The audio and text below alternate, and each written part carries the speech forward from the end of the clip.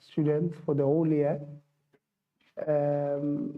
It can be. I mean, we've just, I know this area is quite warm, but we come from a winter season. I mean, when students must bath, they must now buy the small reverse comb for them to bath.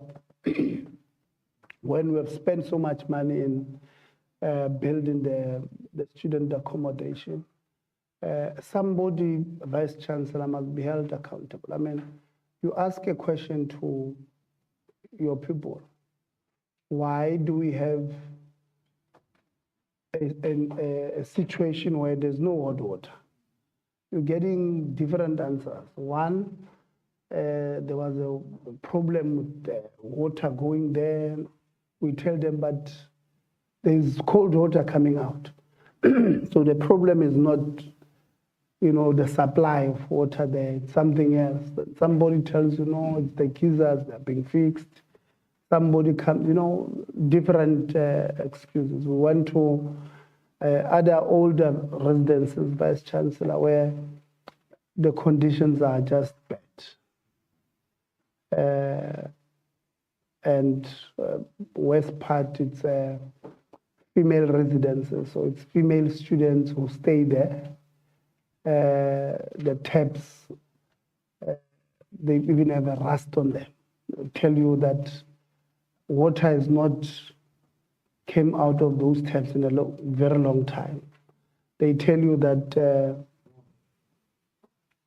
even their windows have been broken for the whole year. So since they moved in, they will not have, they are putting boards there for them to be warm, or for the room to be warm, the wind not to come in.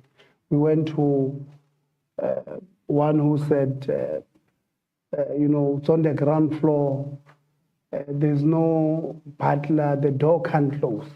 It's females, living in South Africa currently, where there is high rate of GBV and all of that. These kids can't close the door there at the back. So their safety is now compromised. And somebody, in our view, Vice Chancellor, must be held accountable. There must be somebody who is supposed to do so. If the issue is an issue of money, I don't know how to put it, but I don't think we'll even understand. But it can be that somebody has not reported what they were supposed to report to somebody that is supposed to act on this day. And it's business as usual. So we, council members, chair of council, it can be that we have, there's a lot of good things that we've seen, but these things are creating a big problem. They are spoiling your picture, so to speak. So we're hoping that when we enter into the presentation, these are some of the things that you colleagues are going to cover in informing us how do we then fix the problem. I mean, we can't treat our kids as second-class citizens, The last race we went to, broke my heart. I mean, most of the time when we go there, Honorable Khabo, these kids refuse to speak because the big bosses are there, the Vice Chancellor. But those ones, they decided, you know what, you can tell they're hurtful. They've had it. They just spoke, or no, we've got this, we even had to leave Honorable Khabo and Low behind to speak to them, Vice Chancellor, because you can tell those kids, they've had it.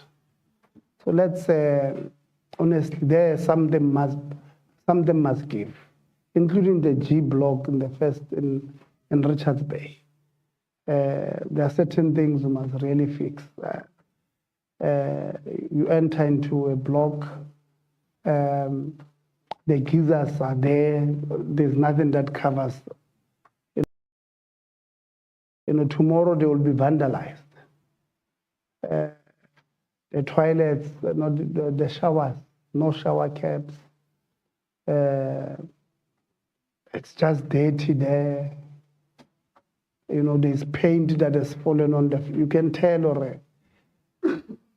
We don't take care of our assets. So we're hoping that you will cover that. So we'll have our meeting. We had received, members, an apology from the DDG of University Branch this morning, who is not here. And I think we're going to write to them. I don't think we must accept that apology. We do oversight once in a while. And I know there's the colleagues here from the university branch that I've seen. But when we go to institutions like this, the department, TDG, does not come. And we'll want answers from them. Because from here, when we close the oversight on a Friday, we're going to tell them that we're giving you 3 months on all the issues that all the institutions. In 3 months, we'll want you to write back to us and tell us what have you done. We want you to write back to us and tell us what have you done. Because when we do oversight, we don't do oversight for the sake of it. We're not bored. We're doing oversight because we want to work with you in making sure that we fix certain things that we can fix. And so we are going to write to the DDG. We're not them not being here. Yesterday we were with the DDG of the TVET branch. So today we're here. Tomorrow we're in Maritzburg with DUT. We expect to get to have the DDG there. On Thursday we're at KZN. We expect to get the DDG. So we're going to write to her today and to indicate that this thing is this is serious business, and the department can't, do this manga business of coming and going. In fact, some of the things that we're picking up here, we believe that the department should have picked a long time ago. It's fine, I'll give you. And they should have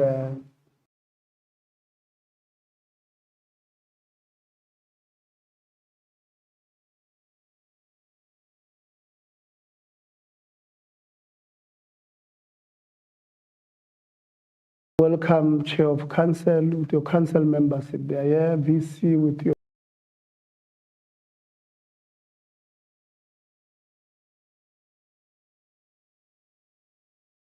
and IF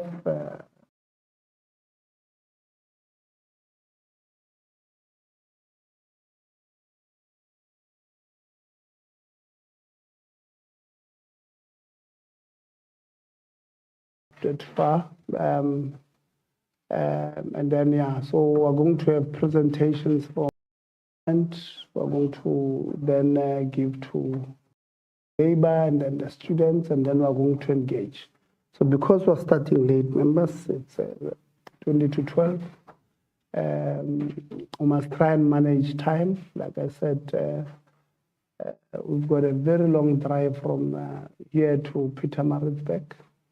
We don't want to travel late.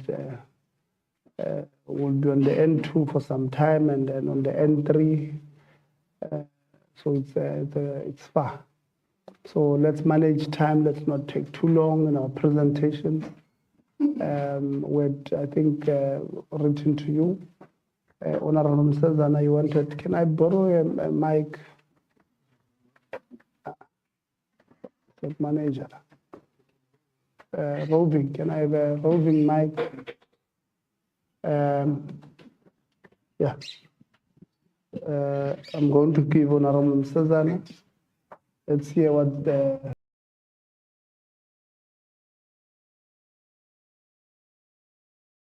Parliament.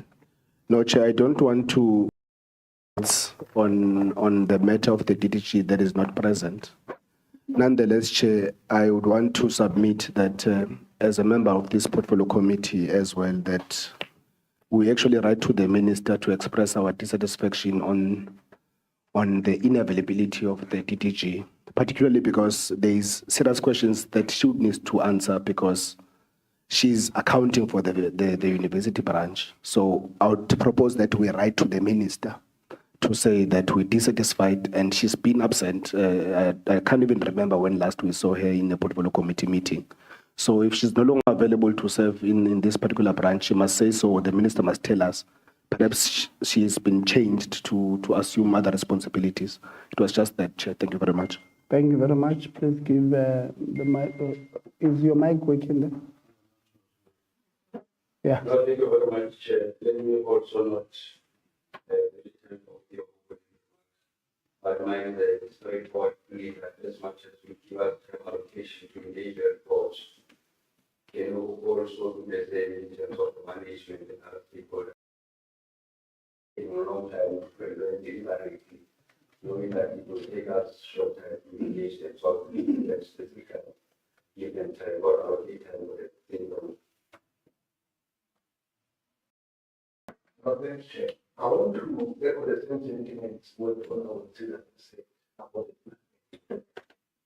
Because it is very critical important that if we are in fact with oversight, we are joined by the other individuals who are expected to come and explore key issues. Because if we hear the same in Parliament, what I think if they will be physically monitored. So I think that it's following this committee, and if we don't get what we now, it will continue and that's what. Thank you. Thank you very much.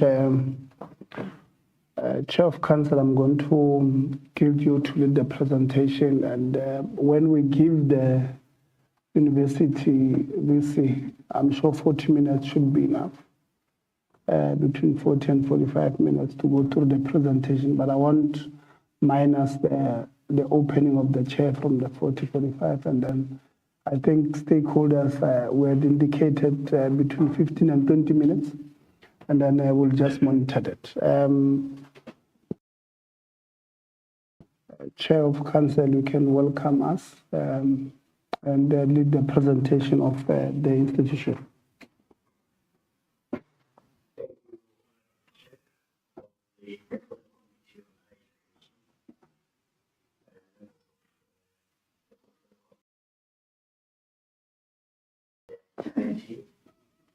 Colleagues from Council, Zululand,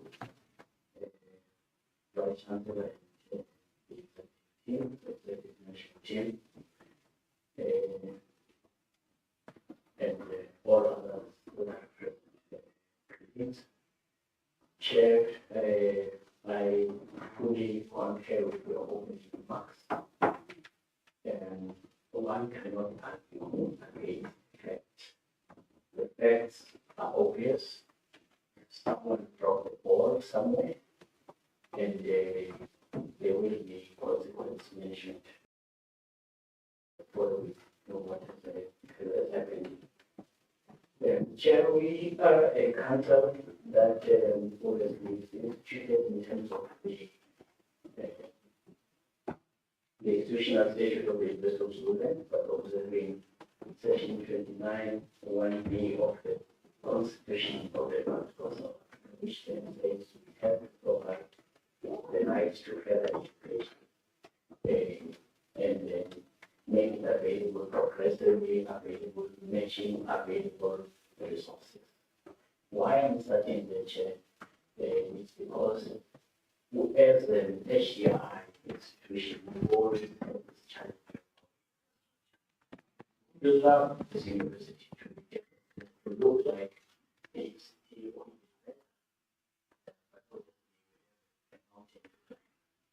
hence some of these problems. But that is not an excuse that the chairperson for a topic that is blocked. But water, those things are manageable. There is no need to hide.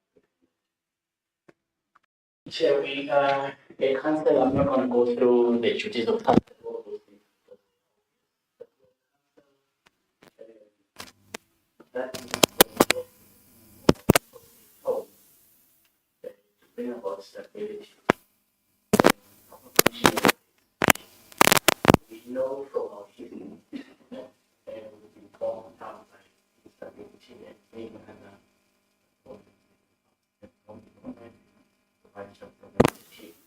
so really pulling all those things together and putting them behind us in various ways. We are responsible as council for setting up a conducive ambient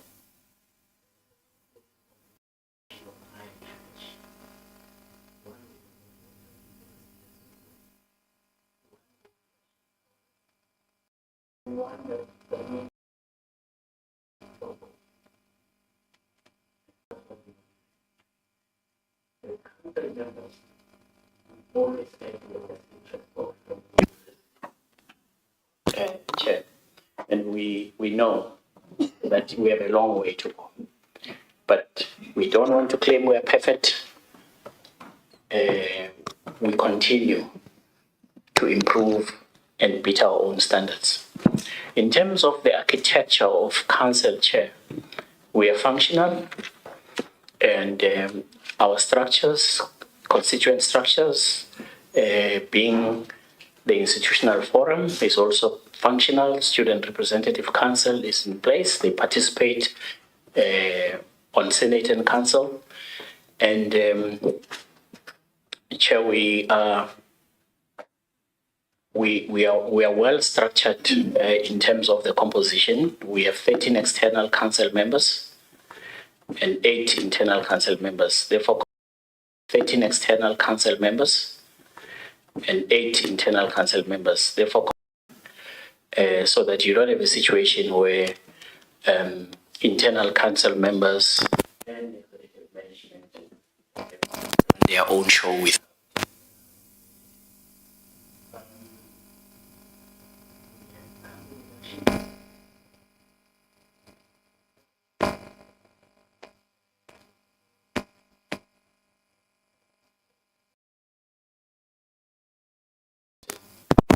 New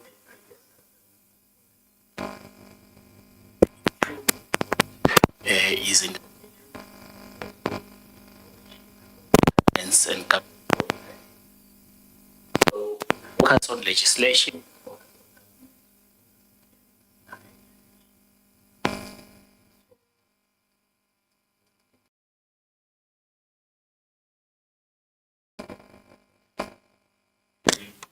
Fit the role of government. Most of them, many of them are not true. Of the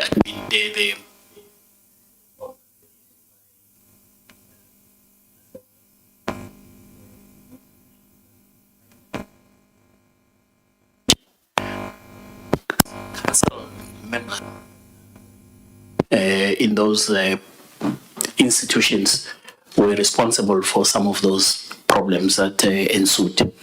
So that at least we know what we're dealing with. We submit our annual reports at the end of each end of June in each year. Midterm reports by November, end of November, and of course the annual performance plan, which is our roadmap. We submit on the 15th of December, and the department can attest that we've never failed to submit on time. On the performance of council, Chair, we have a standing performance assessment system where we use the governance indicator scorecard for Council of South African Public Higher Education Institutions, which is prescribed by the department at the end of June each year. But in order to ensure that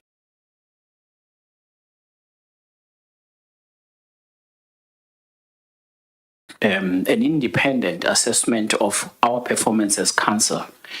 We usually, in 2023, which came out with a good level of rating of 4 and between 3.5 and 4, which shows that there's room for improvement.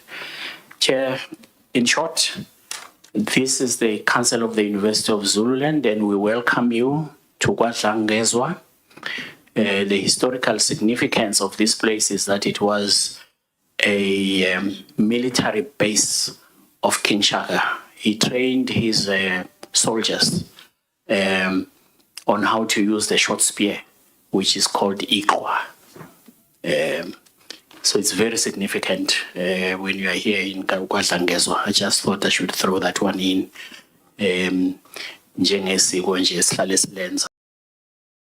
Is not in vain. Thank you, Honorable Chairperson.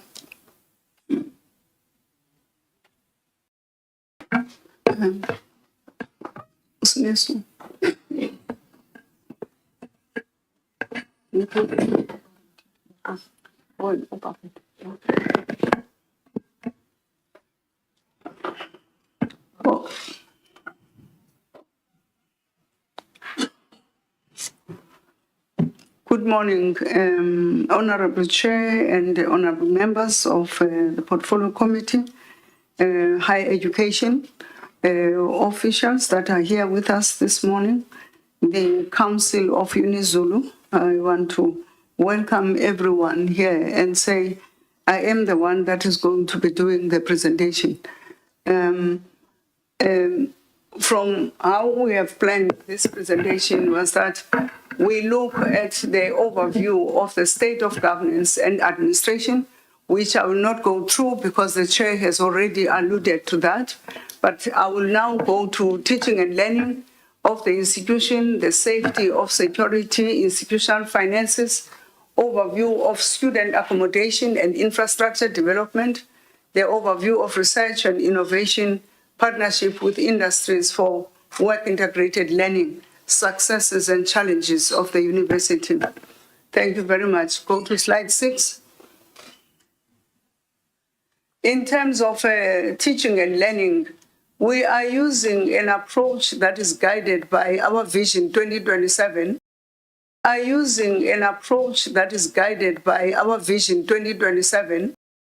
As a node for African thought. In terms of that vision and in teaching and learning, we've anchored the 3 strategic goals. Goal 1 is to develop the University of Zululand as a distinct African university with a node for African thought. We are, in terms of key strategic areas, we are decolonizing and transforming the curriculum. Strategic goal 2, we develop UniZulu to be a smart university. We are looking at digital transformation in particular. Strategic goal 4 is to foster critical and transformative pedagogies for teaching and learning, which talks to transformative teaching and learning approach. What are we doing in terms of decolonizing and transforming of the curriculum?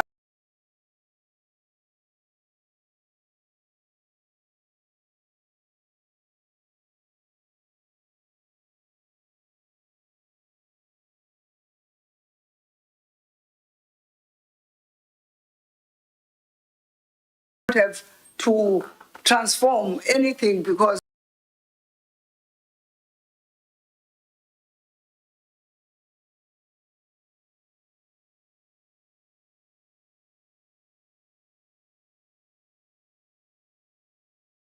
decolonization, especially in terms of our curriculum.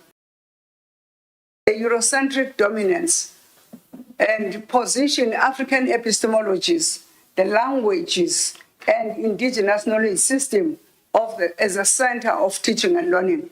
The other thing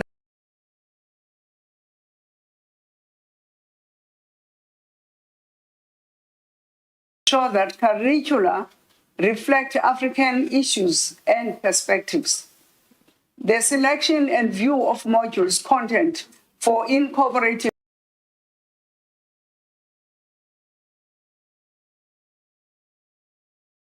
in isiZulu and cultural studies in line with UniZulu revised language policy. We're developing the development of bilingual glossaries for most of our modules and the translation of study guides to promote a number of modules that offer bilingual learning materials. We have also been working with the advisory boards to advise us on the curriculum transformation to ensure that our curriculum is relevant to industry and respond to community needs.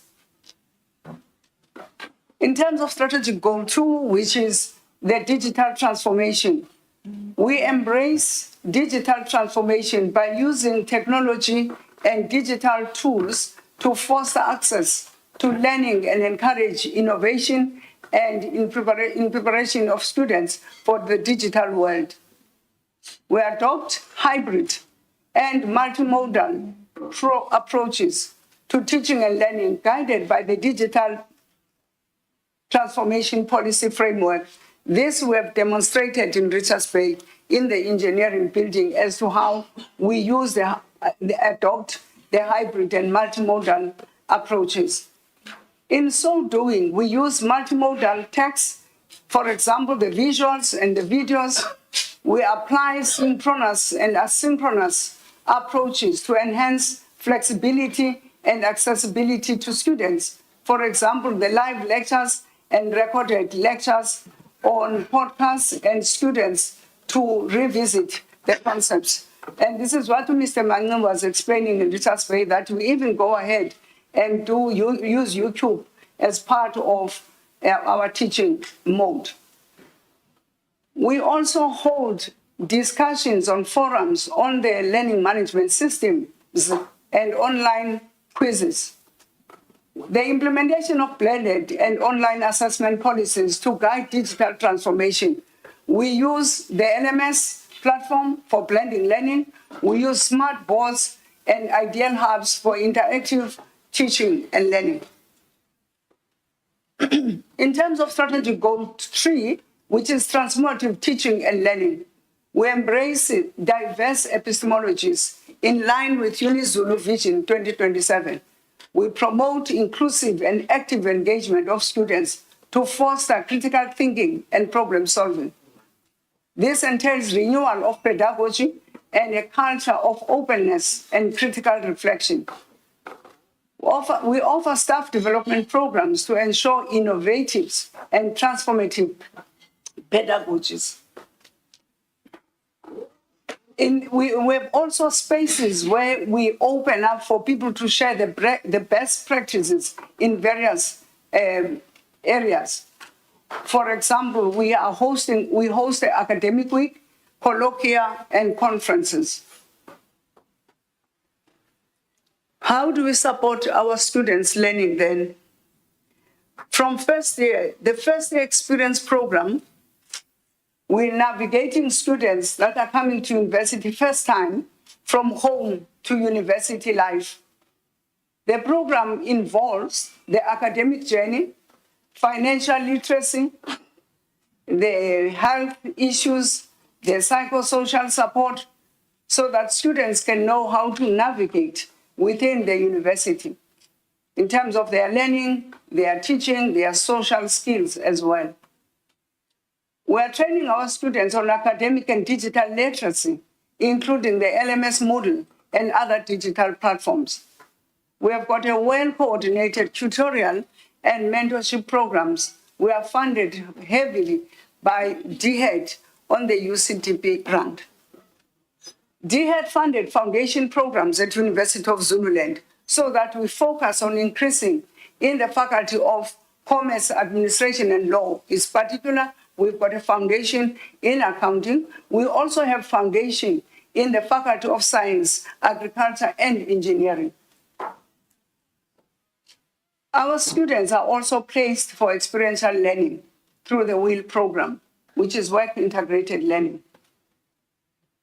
In terms of staff capacity development, we look at professionalism. We professionalize the development of our academics. We focus for those that are particularly wanting to be known as being good teachers. We focus on the scholarship of teaching and learning, which is researching and publishing on teaching and learning, the reflective practice to enhance teaching quality and student learning. We host the annual Teaching and Learning Conference, which is also funded by DHET. We recognize and reward excellence through the Vice Chancellor Academic Excellence Awards, which identifies people that have been best in community engagement, best in teaching, best in research. In terms of professionalizing teaching, staff enrollment in the postgraduate diploma in higher education, which is the PGDIP, this is a professional qualification so that even if you have majored in physics, you are then trained on how to become a teacher of physics in the classroom. We have about 73 academics that have completed the program, and 38 are currently registered. To date, 50% of our academic staff hold PhD qualifications. This is coming from far. We are coming from a point where we had 30% of our staff with PhDs and some had honors.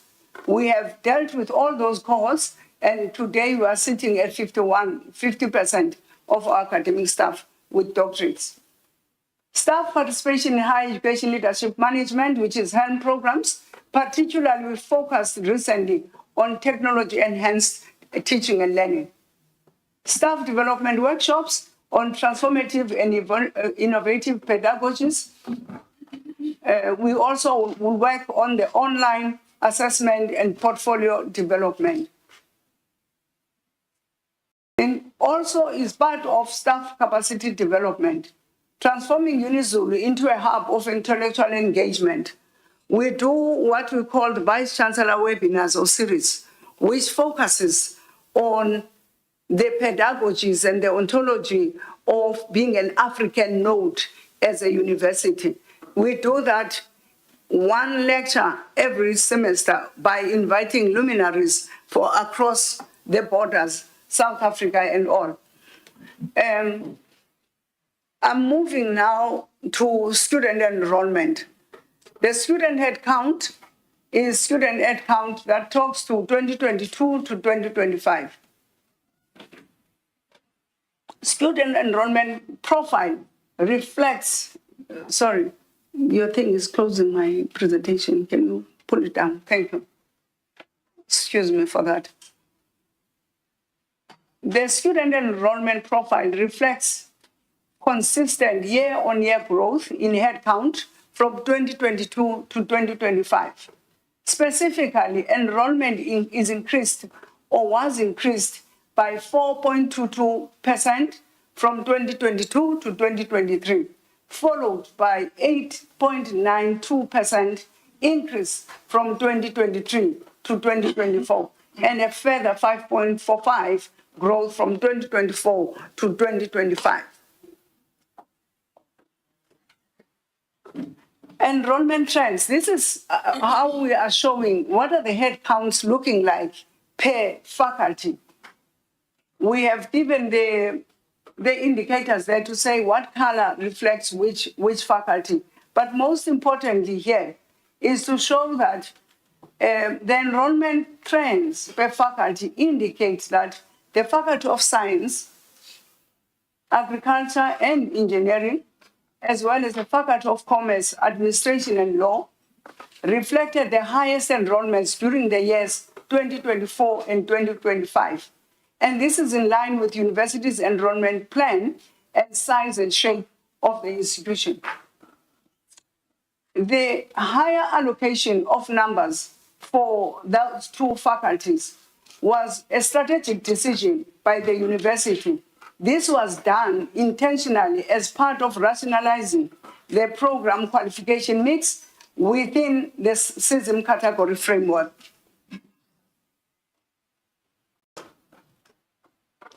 (2026 to 2030, which is a future enrollment plan, the overall growth that we were allowed to undertake as a University of Zululand was 3% headcount enrollments. This was also based on the 2024 actuals. The target is based on the HEMIS data that we submitted to DHED. In terms of qualification type, the increases differ to allow adopting a pragmatic approach. For honors growth, the focus of sustaining a strong student pipeline for masters and ultimately PhD students. We have increased the number of our intake in terms of the honors because we look at honors as a seed for masters as well as for our PhD studies. We have also evidence to show this progression that we have already reflected on the year's achievement, the graduation with this year with 386 honors, 109 masters, and 50 PhD graduates. The University of Zululand academic performance, because we're also asked to look at the success rate, the throughput rate, and the dropout rate. Now, coming to that, UniZulu student success rates have shown consistent improvement over the past 3 years, rising from 80% in 2002 to 83% in 2004, steadily closing the gap to our institutional target. We targeted 84% as an institution. So from 2022, we are projecting and trying to close that gap so that we finally move to meet yet fully reach our target of upward trajectory.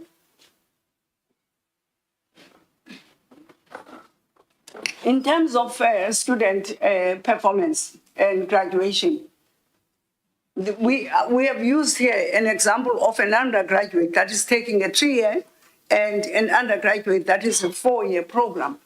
In terms of the 3-year programs, we have consistently produced graduates.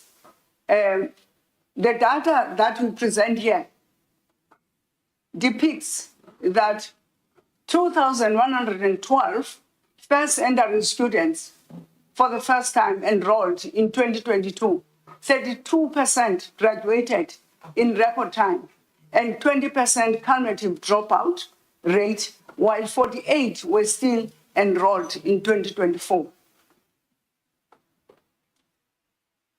In terms of a 4-year cohort from 2022 analysis, data presented depicts that 1,555 first entering students first enrolled in 2022 for the 4-year degree. The first group will graduate with the 2025 graduation, which is next year. Also, 12% have dropped out and 88 are still enrolled in 2024. Many of the students in this cohort are still enrolled because this is a 4-year degree program. In terms of student dropout rate, what are the causes and what measures do we put in place then? One is the lack of funding for missing middle. And when I'm talking about missing middle, I'm talking of it in 2 ways. It's not people whose parents are earning more than the threshold of NSFAS. It also includes students that were funded by NSFAS, but then because they failed, then they are not funded anymore. It also includes our students whose parents might be earning more, but they've got more responsibility. Some have got more than 2 or 3 children in higher education. Therefore, those students do not necessarily qualify for NSFAS because of those reasons and what the threshold is for NSFAS. This is something that I've said more on it when we're looking at the policy and framework for funding for the South African students. We then, as a university, we have decided that we manage some of these students, especially that those are doing well, but they don't have funding. We have got what we call the Vice Chancellor bursary. And we identified also certain sponsors and donors, as well as SITA funding for some students. There is also a dropout rate, and the cost for it we allocated to poor program fit. A student might come from high school with good maths points, but that student will go and do engineering, which might need physics at a high level, and that student might fall over on the way. What we do to circum this, we look at academic counseling so that students are guided. They are guided when they fail, they are guided when they come. We also look at peer tutoring as part of supporting so that they can have support groups. We look at early identification of students at risk. The planning office does that, and that is fed to faculties so that we know which students and which group of students are not doing well. There is also one other cause that we picked up is that personal and mental health, the anxiety, stress, depression, and burnout, because studying is not easy. We then, to ensure that the students are well looked after, we're working hand in hand with Higher Health, which is looking at mental health services. We have got a clinic here that is supporting students fully. We also have a counseling unit. We also have a pastoral care unit. A pastoral care is meant for those students who are not comfortable to go with a psychological counseling, but they believe that their issues are more spiritual. So we send them to the pastoral care. The big issue for our university has been, for a number of years, the issue of security and safety for our students. We had to think deep and go deep in the funds that we have in order to ensure that students are safer. I'm not claiming that we are 100%, but the integrated approach to safety and security has become important for us.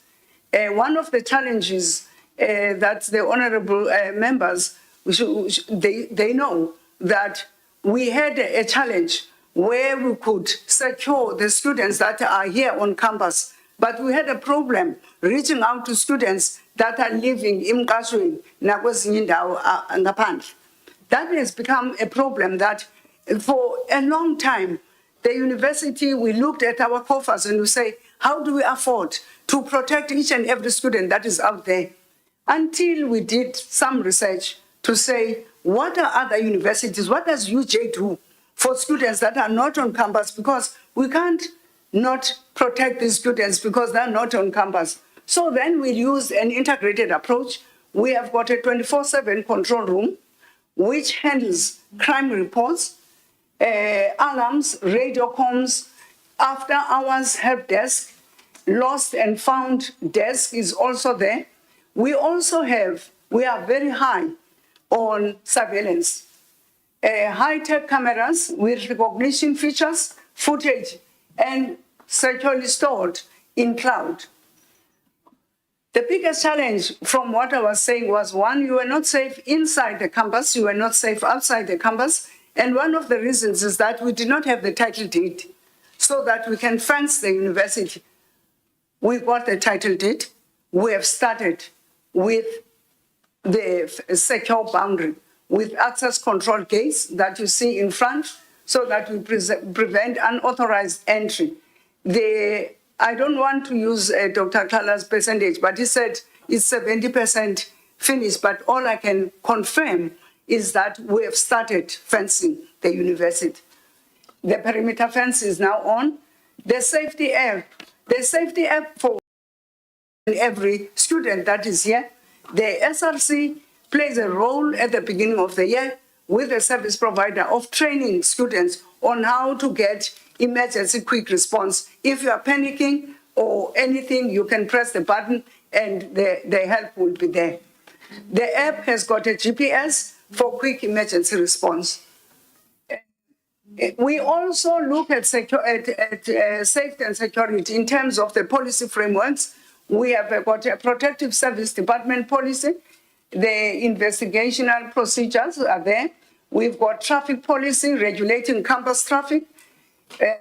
Honorable members might have seen that there are taxis that come and drop our students in the rest. So we had to regulate how the traffic flows. Firearm policy, health and safety policy, student disciplinary code. Thank you. In terms of smart surveillance and monitoring, a comprehensive surveillance network, units of campuses, all of them, the two of them, are monitored by 1,614 CCTV cameras and 18 smart poles with emergency systems.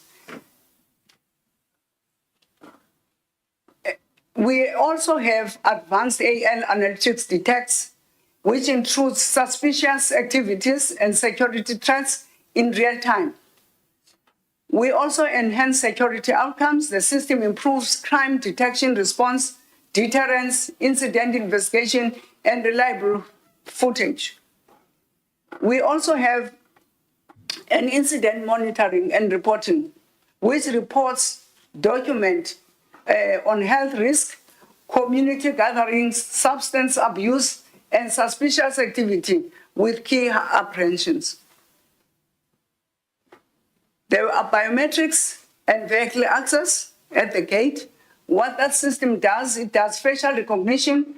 There are turnstiles, there are automatic number plate recognition, vehicle controls to secure and manage campus access.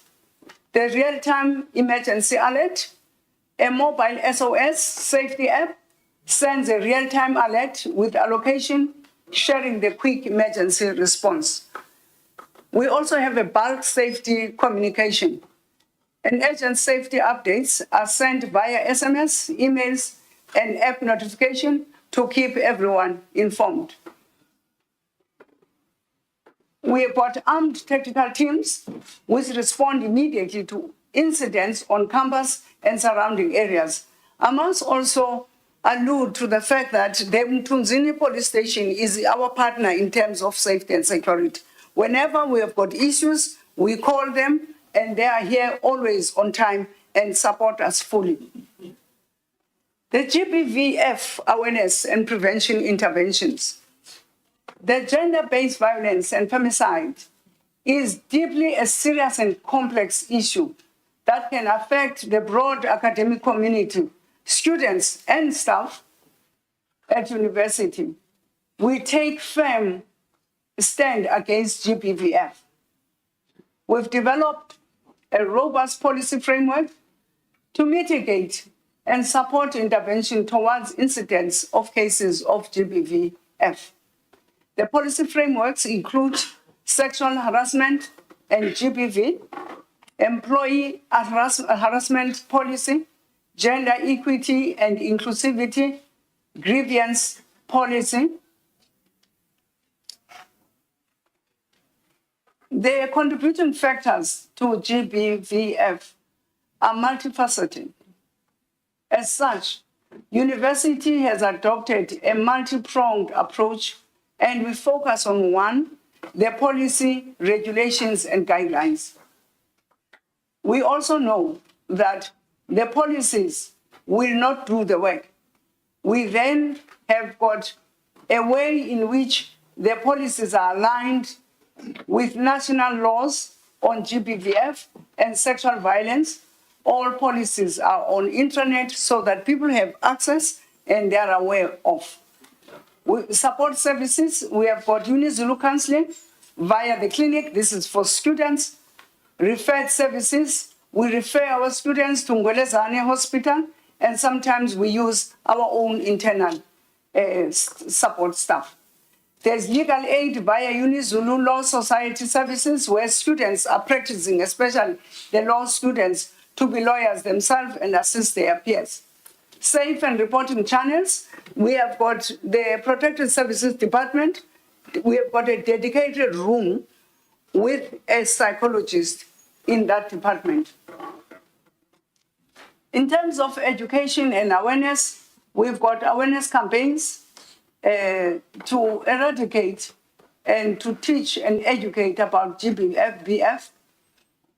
Respect is one of the key things that we try to preach, because we believe that gender-based violence also comes from a lack of respect for the other. UniZulu graduate attributes the interventions at faculty level to deal and sensitize students on appropriate language that can be used towards them, so that they are sensitized and come and report if they feel there's any discomfort in the way in which their peers or even lecturers are engaging with them. We have got seminars and workshops on this so that we discuss solutions and interventions. The last one is research and advocacy. The Vice Chancellor task team, we are looking on drugs, alcohol abuse. We formed this into and we linked it with GBV, because there's a relationship between vandalism of the institution, GBVF, as well as drug abuse and alcohol abuse. So we also have Transformation and Social Inclusion Committee that monitors the impact of our interventions. Thank you. Now we're coming to the finances of the university, how our students funded. We have got a very large cohort of our students that are funded through NSFAS. We also have NSFAS administered funding, like Fluenza Lushaka for the education students. We also have other bursaries for postgraduates, for example, the NRF, and we have SITAs as well that support our students. So in total, we have got a total of 20,000 students, and we are sitting at about 79.5 students that are funded. You can move. In terms of the institutional finances, audit and finances 2025, historically, University of Zululand tuition fees have been very, very low when compared to other universities. We are the lowest actually. In 2024 audit, we had a clean and unqualified audit opinion, as was in the last few years. The University Council approved a breakdown budget for 2025 with personal costs at a percentage of income of healthy 54%. The university is in sound financial position. The university's sustainability is also supported by various earmarked grants from DHED, including infrastructure and efficiency grants, as well as the Sibusiso Sobengu Development Grant that supports historically disadvantaged institutions. In terms of the third stream income, like all historical universities, historical disadvantaged institutions, it's very, very difficult to have a third stream income. However, UniZulu, last few years, have tried to have what we call the University of Zululand Foundation, which was an arm for the third stream income. But then Council realized that that arm, instead of producing and giving us extra funding, they were using the funding for administrative reasons. Therefore, we then dissolved it, and the money was taken back to the coffers of the university. It's unfortunate that when we look at our alumni and convocants, many of those people are hoping to be beneficiaries of the university instead of contributing to them. We understand that, but that's why we always feel that whilst we are on the third round now to say, what is it that we need to do to increase in terms of the third stream income? Infrastructure development, Chair, the special development framework of 2019 guides this university on campus development, and it is currently under review, particularly post-COVID, as well as the extension of the University of Zululand to Ulundi, because now we're working on the reuse of building is key.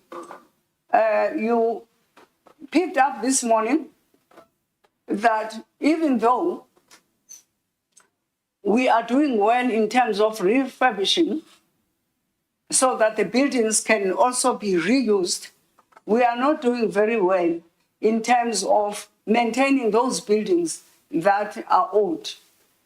And therefore, they should be looked after even if they are not refurbished. It's something that we have to look at. But we do have a comprehensive plan that has been presented to council and to management as well. In terms of infrastructure, there was a question, Honorable Chair, on the issue of the budget and where we are in terms of infrastructure. We have tabulated there the description of what project we did, what was the budget for this, what is the status. And in this page, all of these are completed. But also we show the funding source for all those buildings. We also have infrastructure projects that are current. And we are working on student complex renovations with 3,115 beds. We have got student residents. We have tabulated all those. I'm not going to waste time because they're in the booklet that we provided that shows what infrastructure are we busy with currently. In terms of student accommodation, because that's the real cry for the university, whilst we are doing all these transformative things in teaching and learning so that we not only compare to say the teaching space is small, but we can also use other modes for teaching. There is no answer for the lack of beds. If we're looking at UniZulu and say, how many beds have been accredited by NSFAS? It's 7,311. Currently, we have 4,693, which also gives us a 12,004 beds in total. And we are talking about 20,000 students. The question is, how do we then overcome this so that we can have beds for all our students? Because now we've got 8,000, and next year is going to be more with a 3% increase that we are supposed to go on. Chair, I will come back to that when I'm looking at the challenges that we have, and student accommodation is one of them. In terms of research, we are driven by a strategic goal that talks to drive growth in UniZulu research and innovation. Our key areas to strengthen research and innovation, we are doing it actually by increasing postgraduate throughput and PhD qualification for staff, which I've already said we've got 50% of our staff with doctorates. We are advancing industry-linked research, aligning knowledge clusters with national priorities, expanding strategic partnerships and fostering sustainable community engagement. In terms of alignment to the university, we strengthen UniZulu's academic reputation and competitiveness. We position the university as a contributor to socio-economic development. Our throughput and dissertations, they speak to that point. We enhance knowledge production, innovation, and social impact. Research and innovation, even nationally, is strictly governed. And these are the committees and the flow that govern our research. They are our throughput, and in terms of our research for our postgraduate students. We have internally our postgraduate studies, but the committees that we align with according to the norms and the standards of higher education is the Ethics Committee, Higher Degrees Committee, and Research Committee. There's also the element of innovation that DSI is looking at, the Innovation Committee, the Community Engagement Committee. What are we known of then as a university in terms of research? We have proposed what we call the niche areas, because these are the areas that we want to be known of and be known of researching in. We're not excluding others, but we're particularly looking at human development and sustainable communities, natural resources management, food security and climate change, local and regional economic development and sustainability, education, social justice, strong institutions and society, emerging scientific, industrial and technological challenges. We have, as a university, been, in terms of these niche areas, the natural resource management, food security and climate change achievements. We have a Center of Water Science and Technology since 2023. We have also have a chair in hydrology. We have graduated in this food security 6 Master of Science and 1 PhD. We have also graduated students and fellows. Some fellows are postdoctoral fellows, both from the continent as well as abroad. In terms of publications, just for this center, we have produced 3 books, and this has been a very productive niche area in our university. We have 20 peer-reviewed articles with high impact, and we had 4 international conferences, and we cannot run away as an institution, as you have seen from our residents as well, the issue of water crisis project. And that is the main project that our scientists are working on. We had a very productive nanotechnology research chain. Since 2007, we've been given 3 terms for this because of its productivity. Has been an excellent with high research outputs, as I have indicated out there. This innovation has made us to be known as a university that is high on nanotechnology. Thank you. Move. We have realized that between 2024 and 2025, the students at postgraduate, because there's no funding for these students, but we have managed to have the honors supported, 131 of them in 2024 and 200 in 2025. Same as we increasing the number of funded postgraduate students, both in master's and doctoral candidates. But even though in doctoral candidates, we had 48 this year, whereas we're sitting at 54 last year. We depend on the availability of funding from NRF. Thank you very much. What this figure shows here is the publication trends. And the publication trends, they speak to the diagram, because there's a dip in 2021 because of COVID, and then we moved that again to try and meet our targets in 2024. What I would like to highlight on that slide is that within a period of 10 years, from 2014 to 2024, 2023, we have moved from 110.74 units in 2014 to 246.85 units, which is an increase of 122.87%. There was also a request, Honorable Chair, that we identify where we are using work integrated learning. We have prepared that slide to show where and with whom are we working with. We are working with nursing. We are placing our students in clinics and in hospitals in the surrounding area. There's also consumer science. We place our students on indigenous food and I can't see that. Processing.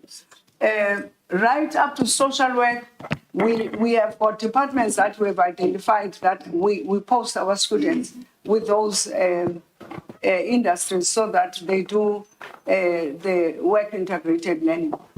It's been important for us as a university to also not look only at work integrated learning, but appoint boards to come and advise us so that we know if we have got engineering, we've got an advisory board for engineering from the local Richards Bay industry, so that they can advise us on what they expect us to do and what would work for our students when they join them, especially with the WHEEL programs.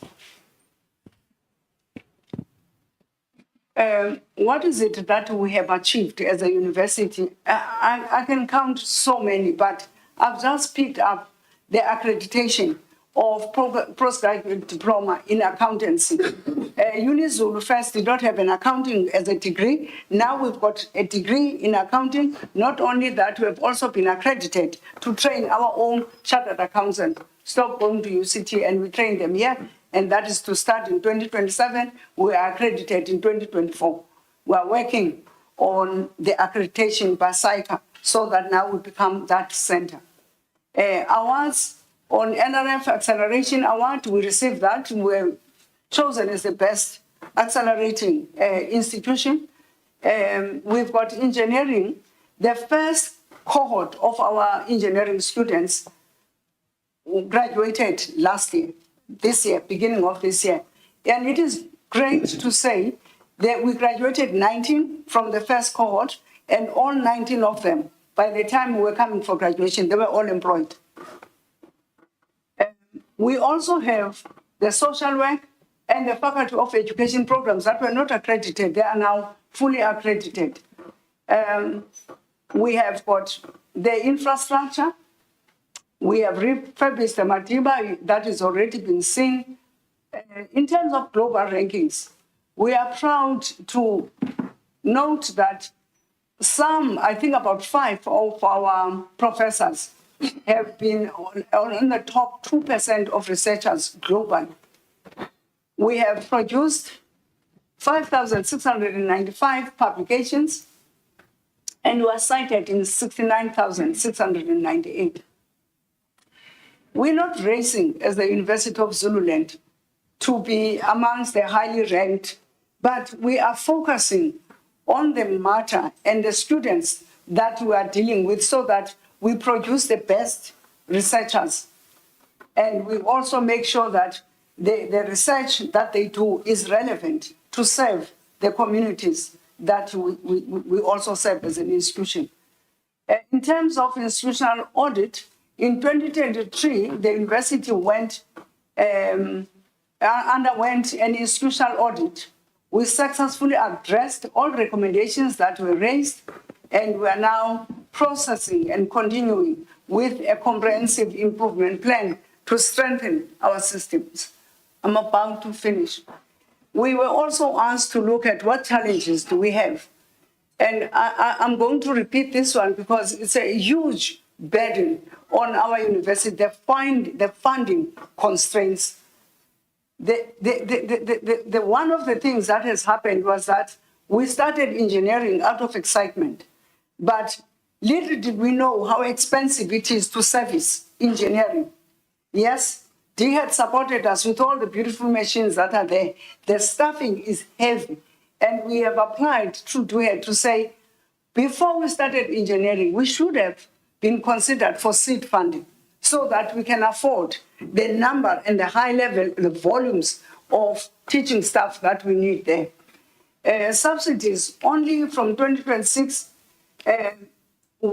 that's when we will have the first subsidy for the engineering program. So it's more of a parasite from other programs that are being productive. The student accommodation shortage. Wow. We are limited on campus, and we are also limited off campus. As a mitigating strategy, we are looking at other avenues. Like I've said, in Richards Bay, we've got 2 pockets of land that we bought, and we wish, we have applied through DHED again, that we are allowed to lease the land so for developers to come and develop there. We are looking at staff housing and student housing. We also have a land here. We are also proposing, and council, I don't want to say have approved, but I think they have, that the triple P, we go ahead with triple P because we are saying if we've got land here in KwaZulu-Natal and we've got all these projects that are lined up, like phase 2 of engineering and all the buildings we want to do, DHED will never be able to support us tomorrow. And yet we are increasing the number of students. So the issue of students' accommodation shortage is huge and is a need that needs an urgent attention. In terms of security, the university is located within a broader community. You might have seen that there are nice houses where you go up here, the road, where people can enjoy themselves for a longer time. And same as the crime statistics in our surrounding. However, we have a dedicated efforts to the protective services. We are working diligently to address these challenges. The university has obtained the title deed. I've already said that. We are now on the go fencing our university. Ulundi campus is another challenge. Moving forward with the project, but at the same time, we are challenged in terms of funding. We have made plans with municipality, with COCTA, and everyone there, but what we are not getting into, DHED is here, is money to start the projects. We've done the designs, everything that needs to be done. We are waiting for the DHED department to fund us so that we can start building at Ulundi campus. Honorable Chair, that's all from me. Thank you very much. Thank you very much, VC. I'm giving you 4 minutes extra. My self-appointed deputy chairperson was whispering in my ear that I must indicate that time is almost done.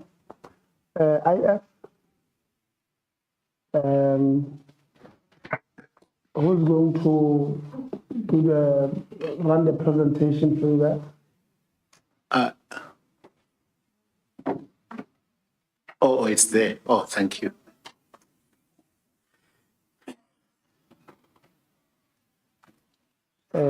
Start in the meantime. Honorable Chair, members of Parliament that are here, Chairperson of Council, Vice Chancellor and Management, and colleagues, greetings this afternoon. My name is Monument.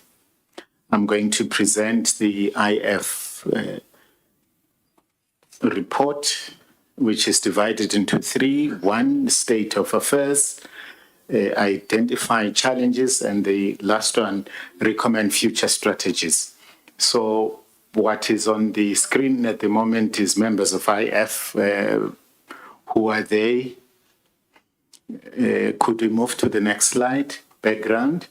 We are charged as IF to look at governance, advising council on appointments, codes of conduct, and mediation, look at the equity race and gender equity policies, and also fostering a culture of tolerance, rights, and positive academic climate in the institution. Now, the institution has moved. Could you move to slide 5? There is academic growth. The institution has 252 accredited qualifications across 4 faculties that have been mentioned. There is full mechanical, mechatronic, computer, and electrical engineering degrees that are offered at Richards Bay campus.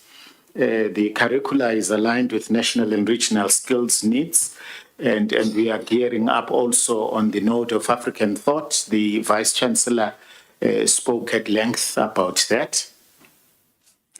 Infrastructure, we have 442 new student beds that have been added. Madiba Complex and Mr. Cyril Vianney Gamete buildings have been refurbished.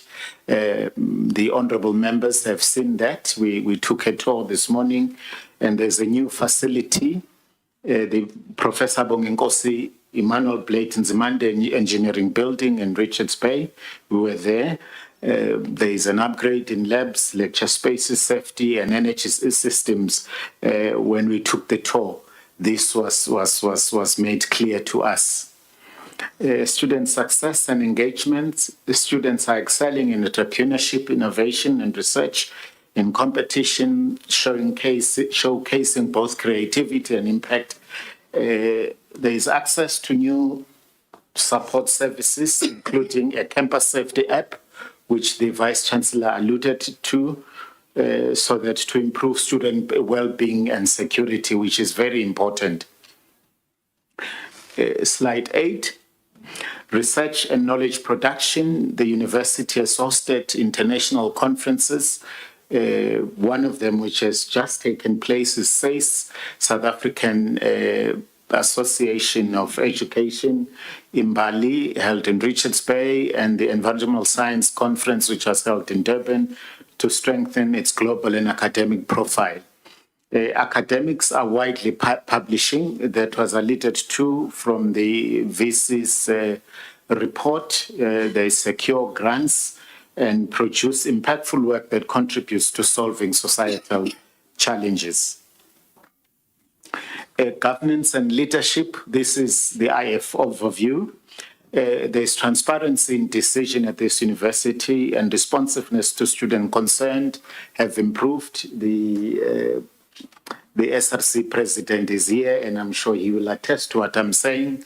University leaders set clear strategic goals and work collaboratively to achieve them, ensuring that policies and systems align with the institution's vision and mission.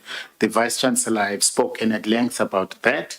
Strategic planning processes and infrastructure development initiatives reflect stronger institutional direction. Recruitment, IF advised on the recruitment of the Vice Chancellor because IF sits in some of the influential decision bodies of the university. So we were, IF being represented by the chairperson, also as part of the recruitment of the new Vice Chancellor, and we are also involved in senior management appointments in terms of voting and so forth. The second thing that was given to us as IF is to look at challenges. I listed 4. One is heavy reliance on subsidies and tuition fees. My worry all the time is that if NSFAS crashes one day, what will become of us? Student accommodation is still insufficient. The VC alluded to it. Digital divide affecting equity, digital divide. We live in South Africa. There is digital divide at universities and also at home states where we are. Research capacity and funding need strengthening because that is important. And one of the challenges that the chairperson of the portfolio committee alluded to at the beginning is the state of our residences, which the chairperson spoke at length about, and which is going to be sorted out at some stage. Now, our recommendations as IF is financial sustainability. We recommend that the university diversify revenue via industry and alumni. We have industries around here. The university could approach them to assist us, and also alumni. The Vice Chancellor alluded to alumni wanting something to come to them rather than alumni assisting the university going forward. Establish an endowment fund that will really assist the financial sustainability of the university, and also adopt renewable energy to reduce cost. The university has started already, and I don't know whether honourable members noticed on our way here on top of the BZ hall, there are solar panels on the roof. So we encourage that the university continues with that, so that we can reduce costs, and also on our unreliable electricity grid in this country. Student support, we recommend that there should be an acceleration of residence construction, which you spoke at length about, and the Vice Chancellor also alluded to. Strengthen counselling and career support. That needs to be strengthened. Even though we have a psychologist, but that needs to be strengthened because students really face a lot of challenges. We need to also enhance safety through tech and community. The Vice Chancellor alluded it, that needs to be enhanced so that we are a safe university. We recommend that encourage the university to align curricula with future labor needs, look at curricula that really speaks to what students could do when they get out of here. Rather than concentrating on the traditional things that are done, students come, some of them are teachers and some of them are nurses and so forth and so forth. Support interdisciplinary and locally relevant research. We recommend that we encourage the university to support interdisciplinary and local relevant research and build international collaborations to expand research, visibility and funding, which has already been done, but we recommend that the university really looks closely to that. And strengthen governance and institutional culture, foster participatory governance with transparent communication, provide leadership development for academic and administrative staff, and creating an inclusive platforms for dialogue between management, staff, and students. These are recommendations. It doesn't mean that they are not there, but they are there. But we feel that they need to be enhanced. Embrace digital transformation. It's there. Our ICT is well vested with infrastructure, but we feel that ICT infrastructure needs to be expanded to ensure equitable student access, so that students, if they stand at any point at this university, they can access the Wi-Fi. Train staff and students in digital teaching and learning tools, which is already happening, but we recommend that needs to be enhanced, and promotion of blended learning. And also forge stronger partnerships with industry to create pathways for graduate employability. We have the industries around here. We recommend that they the university forge stronger partnerships, expand outreach initiatives in all faculties, that is community engagement. So leverage alumni networks as mentors, funders, and institutional advocates. That, you know, when you listen to other universities, like the University of the Free State, the alumni, they are really helping their students and mentors, and they really fund the university. And the last slide, future outlook, I'll just read it as it is. The institutional forum envisions the University of Zululand as a transformative, inclusive, and innovative institution with South African higher education landscape. And we also commit to working collaboratively with management, staff, students, and stakeholders to ensure UniZulu realizes its full potential as a resilient, forward-looking institution that transforms lives and drives societal progress. Thank you, Chairperson. Thank you very much, IF. Just an observation quickly.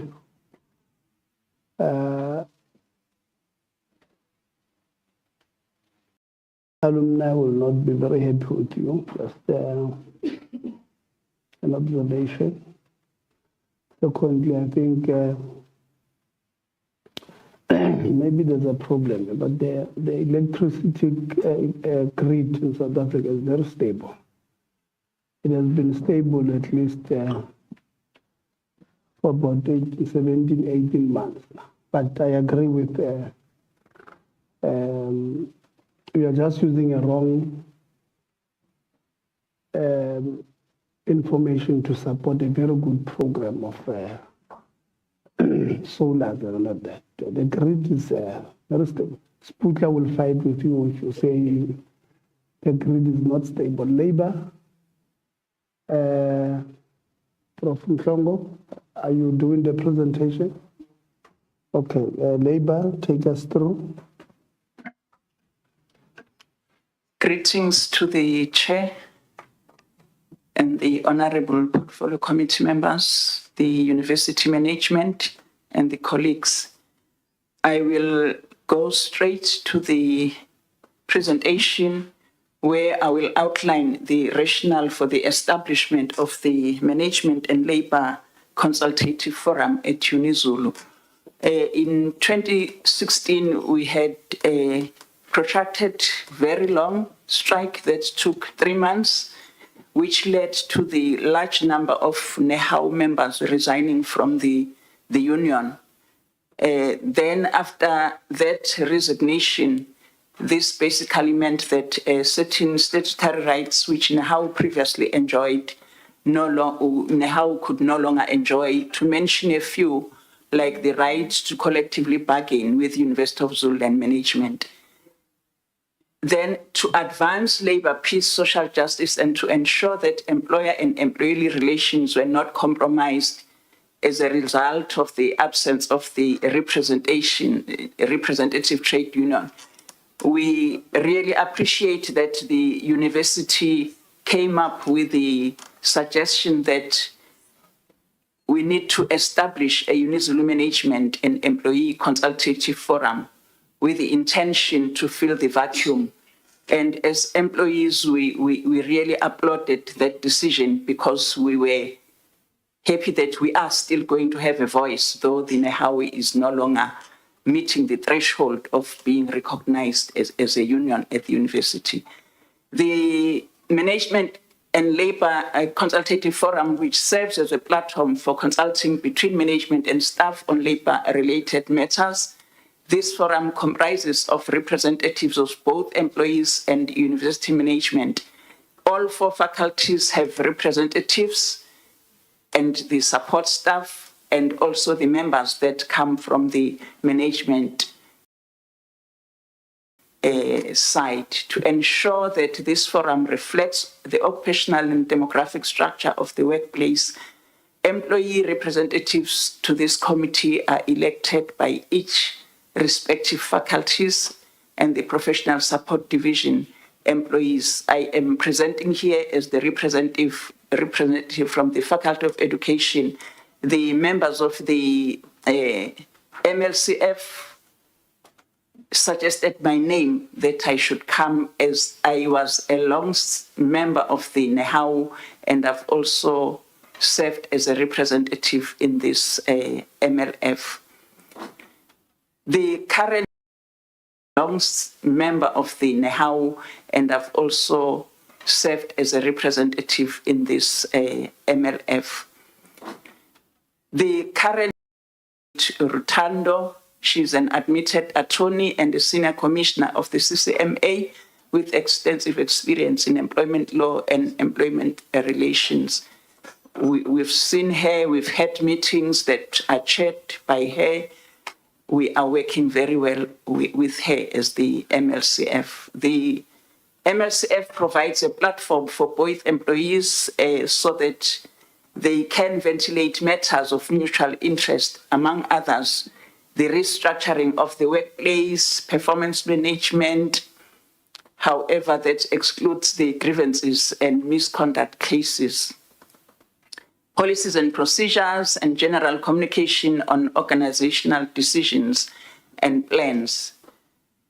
The mutual interest matters that the MLCF has dealt with, the conversion of the pay progression system to a performance bonus, that happened through the era of the MLCF when the union was no longer recognized. Then the engagement on the University Strategy Plan 2027, also the consultations in respect of the leave payouts, the engagement on the consultative forum when concluding minimum service agreement. We've had meetings this year where we met with the public health services and the security services to discuss and outline the minimum service agreements as the MCLF.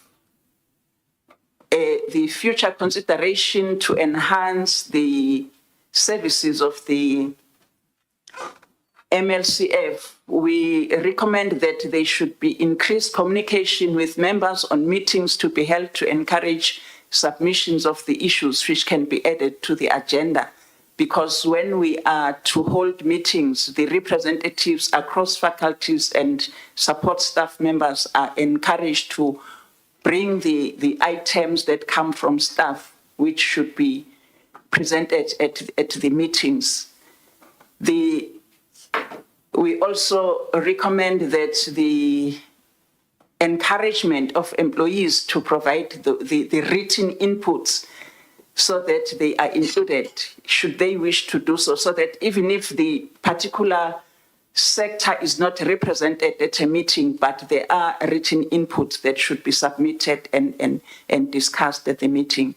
We also recommend that in future, the university must consider conducting continuous relationship building workshops so that the trust between management and employees is increased, given the divergent interest in the workplace. I wish also to mention that the university management has opened platform for NECAO to continue with recruitment so that they meet the threshold. However, my observation has been that the recruitments are not very vibrant. We as employees are looking forward to seeing them recruiting so that the university has a recognized union. Thank you very much.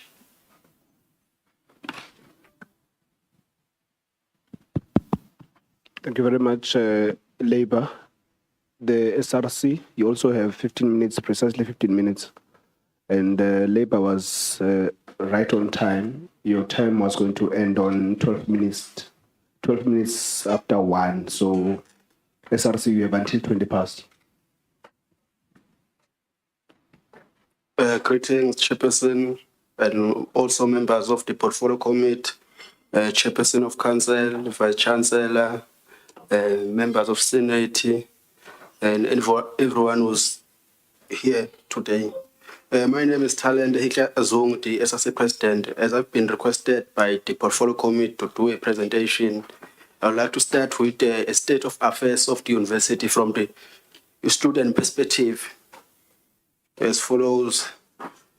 Whereas the student community who acknowledge and applaud the university in ensuring that they deliver quality education, and also they have expanded academic program. Just to mention a program that was introduced at Richards Bay campus, which is engineering program, and together with the facilities that we saw today that are having necessary equipment for a student who's doing an engineering program.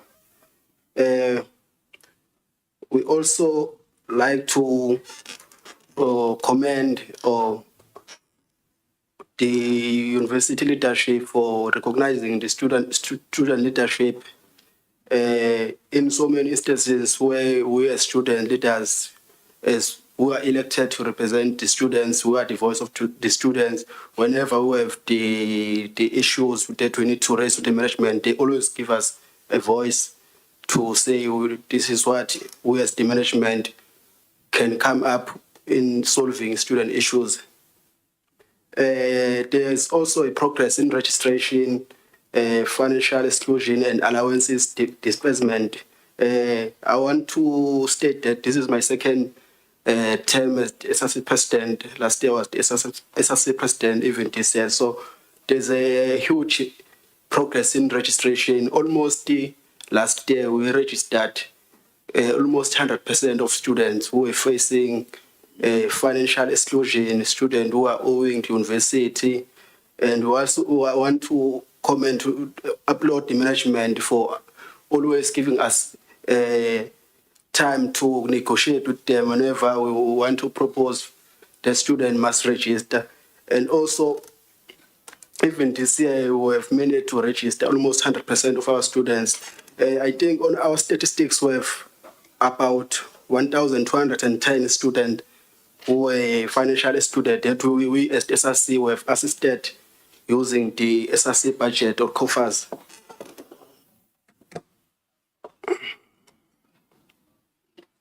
And also moving to campus facilities. We want to also, as the SRC, we want to also, as the SRC,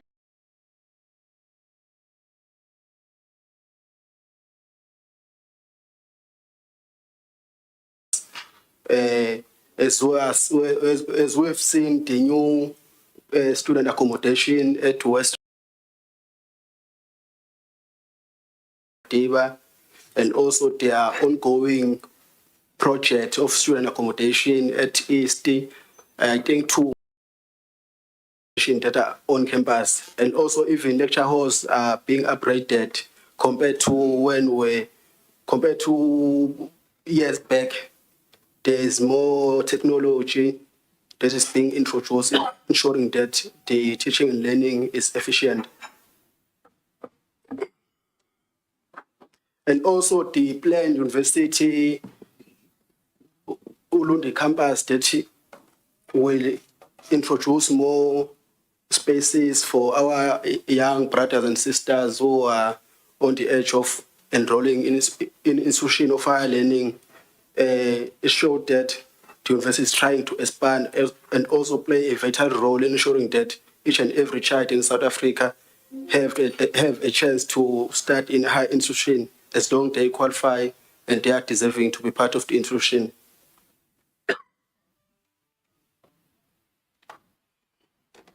In student support services, in this university, we have offices or departments that are dealing with counseling.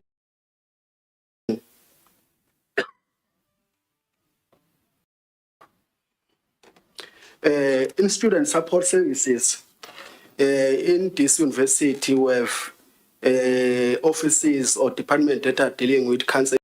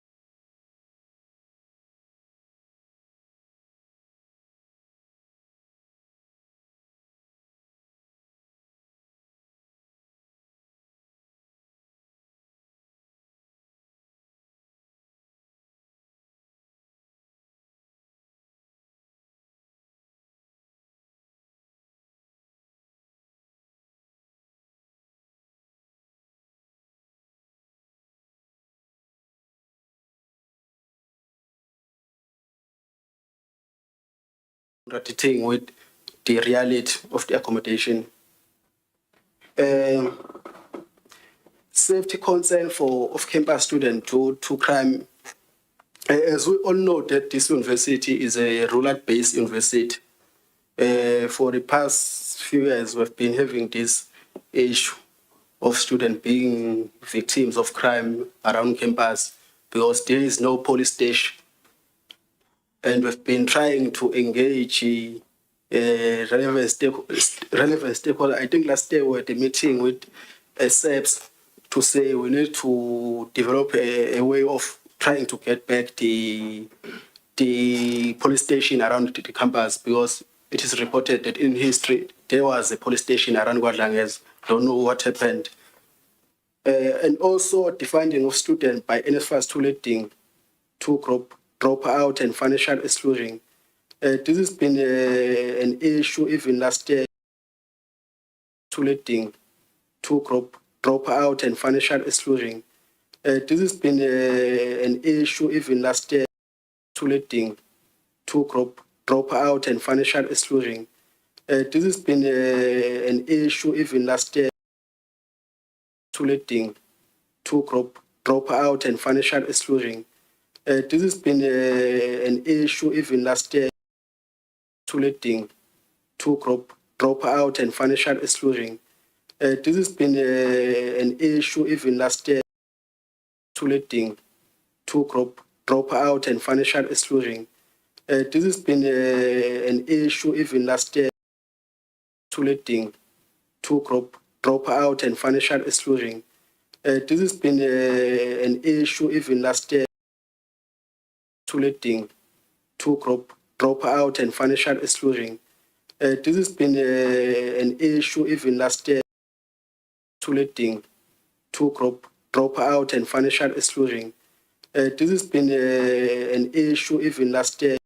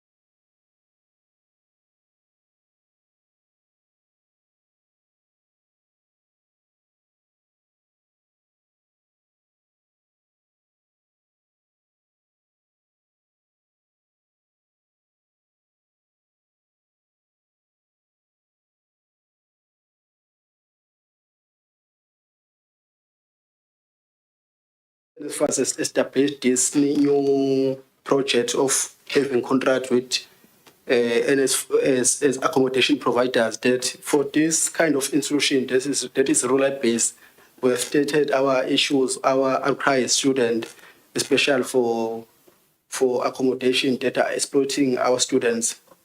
That at least we must be granted an exemption and not form part of their system. Allow the institution to do the accreditation together with the SRC representative, together with the housing department, even with NSFAS, because this is really so disappointing and painful to see our students paying for accommodation yet they are not receiving the full service. we are proposing that the university must apply for exemption to NSFAS, so higher education, to be able to accredit. And this will also ensure that students are not being victimized or they do not face eviction from the accommodation that are having contract with NSFAS. Since the university before has been doing this thing of outsourcing accommodation, and they've been paying very well landlords, because one of the issues that made landlords to evict our students is because of the delays in payment of allowances.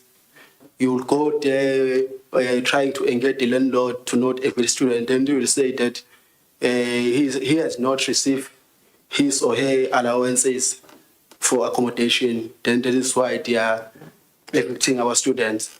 But in previous years, when the university was outsourcing this accommodation, it was able to pay them on time, and there was no case of evictions.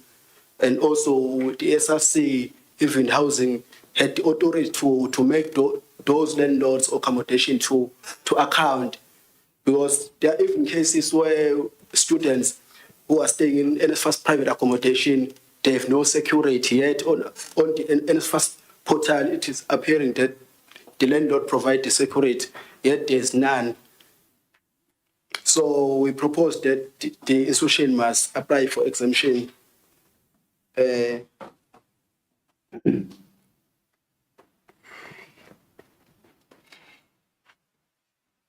I think I will end here. Thank you so much. Thank you, President.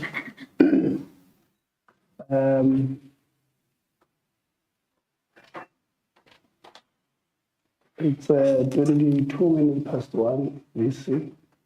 Who from the university wants to make an announcement on on what must happen soon, Chair? Yeah, thank you very much, Honorable Chair. I was whispering here with the VC that it's been a very long day, and if we could just take maybe 15 minutes or so and grab the food and get also a comfort break, Chair, if it's possible. Okay, no, I thought you'll make an announcement. Now you are suggesting how our meeting will go. I think, VC, who wants to make an announcement? Honorable Chair, there is food ready. That's the announcement. That's an announcement. It's ready. Yeah. It's ready now? Yeah. Okay. Yeah, that's the announcement. So let's do this, colleagues. President, if you can switch off the mic. NSFAS, before we go on a break, I want you to respond. There's two things coming from here. One is that the decisions from the National Student Financial Aid Scheme to defund students is creating a lot of problems. You are exposing these young kids to danger. They now don't have food. They must go.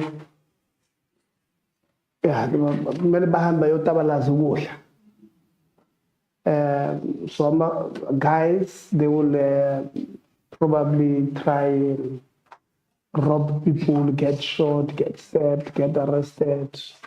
Young girls, they will go for people with big covers like mine. Young girls will do that, but they are being forced to go through that path. Now I want you to respond. What are you doing? What have you done to respond to this problem? That is one. Two, if there's the president makes a plea that the institution must apply to be recused from your accreditation of private accommodation. in their presentation, they don't cover why this thing, except that they're saying students, are being evicted when you don't pay and all of that. And they don't stay in accommodation that is, proper, fit and proper. What causes this is what we spoke about yesterday. That the system of NSFAS have appointed people who are unethical, who accredits accommodation that doesn't deserve to be accredited. And this is not the first time we're hearing this. It happens almost all institutions. They write to, even yesterday, where you guys went, you guys came back shaking, saying, you.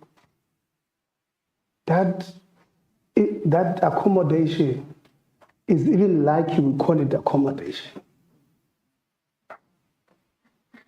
And NSFAS can't be found to be embroiled. And that's what I said to you guys.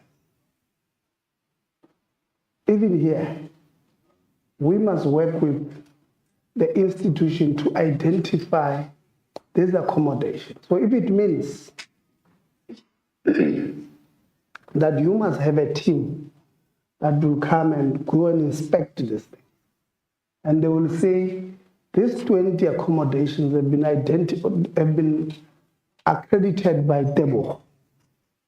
Then we name and shame Tebo firstly, so that South Africans must know that this Tebo is a business person who is unethical, who has claimed money from the state, from NSFAS, that I've done work here on 1, 2, 3, 4. And I've accredited accommodation X, Y, and Z. But when you get there, there is no such. I mean, the way they are so emboldened, this, I don't even think we must call them business people. They are criminals. They are criminals. Yesterday, they even accredited it and graded it grade C. Huh? No. So we must name and shame these people. Secondly, I still maintain that we must claim the money that we have paid these people. We must claim it back. They are defrauding the state. The state that does not have money to pay for deserving students from poor background. We give it to these unethical, immoral people. I'm of the view that we must name and shame them. NSFAS must come working with the institution, identify these problematic residences, go do an inspection, come back with a report that says at Kwazulu-Natal, University of Zululand, these 20 were accredited irregularly. And if it's possible, because they would have claimed money from the state, we must open criminal cases, we must demand our money back, whether civil cases or criminal cases, but that must happen as a matter of urgency. So I want you to respond to those two things. The defunding of what are you doing, how far are we, and this issue. But this one of, it's, I don't know, maybe it's because some of us, we see we've got children who have daughters. And these things don't sit well. Because you put somebody on the basis that they come from a poor family. Because if they did not come from a poor family, their parents would have put them somewhere. Right? But because they come from a poor family, we subject them to this treatment, which is not right. we reduce them to begging us. Yesterday, these young girls were saying to us, were forced to the clerk, financial clerk. And I told you, people who don't treat our people well, I even named them. The name is, what is the name? Makwaza. Yeah. The financial clerk at that institution in Ghana.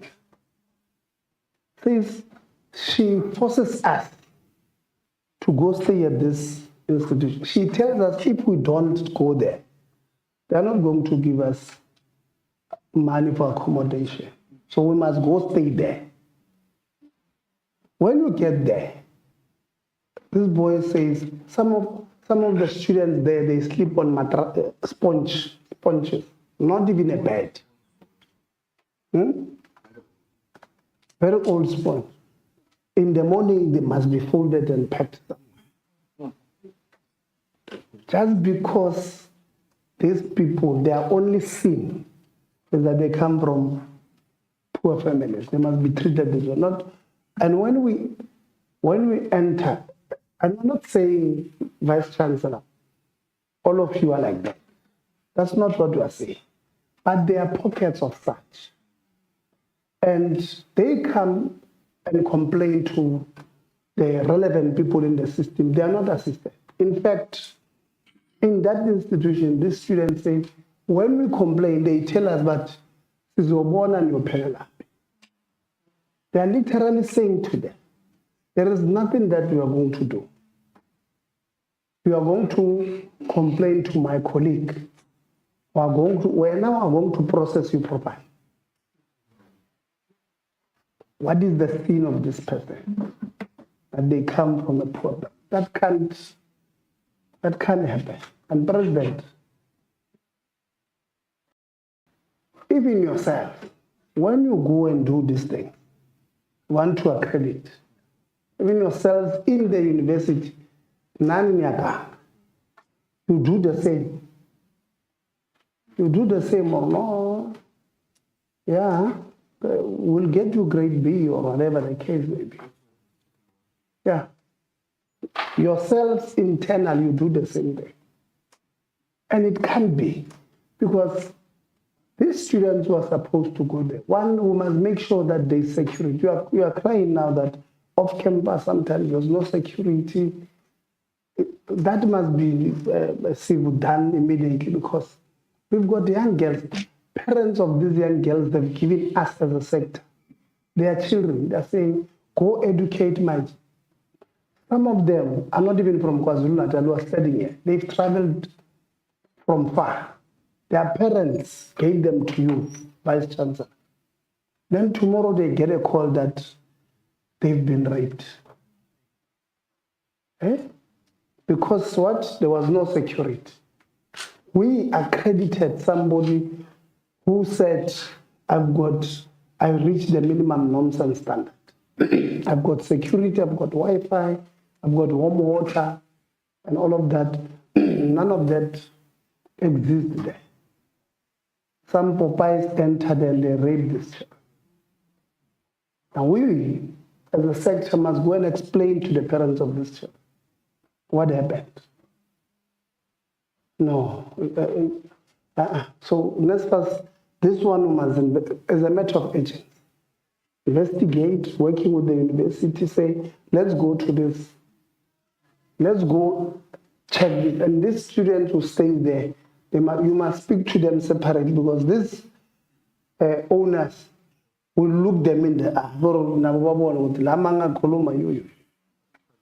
Yeah, okay, but I mean, the students said, the SRC chair of that campus says, the landlord released a gun on us. Criminals release a gun on students. Criminals. So let's first, please, this one, when we close the meeting, in fact, I'll summarize it now, that we will need a report. We will write to you, and I will write to them, indicate that I will give them the time frames. When must they respond to this issue of what they've done, the report on what they've done, working with the University of Zululand to get to get to the bottom of of this problem.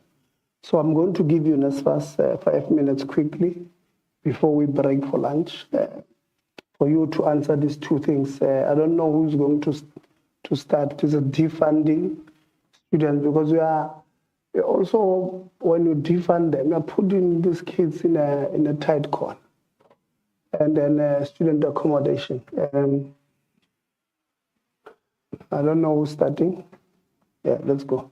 You can do it. Thanks, Chair. Let me go first. With regard to defunding,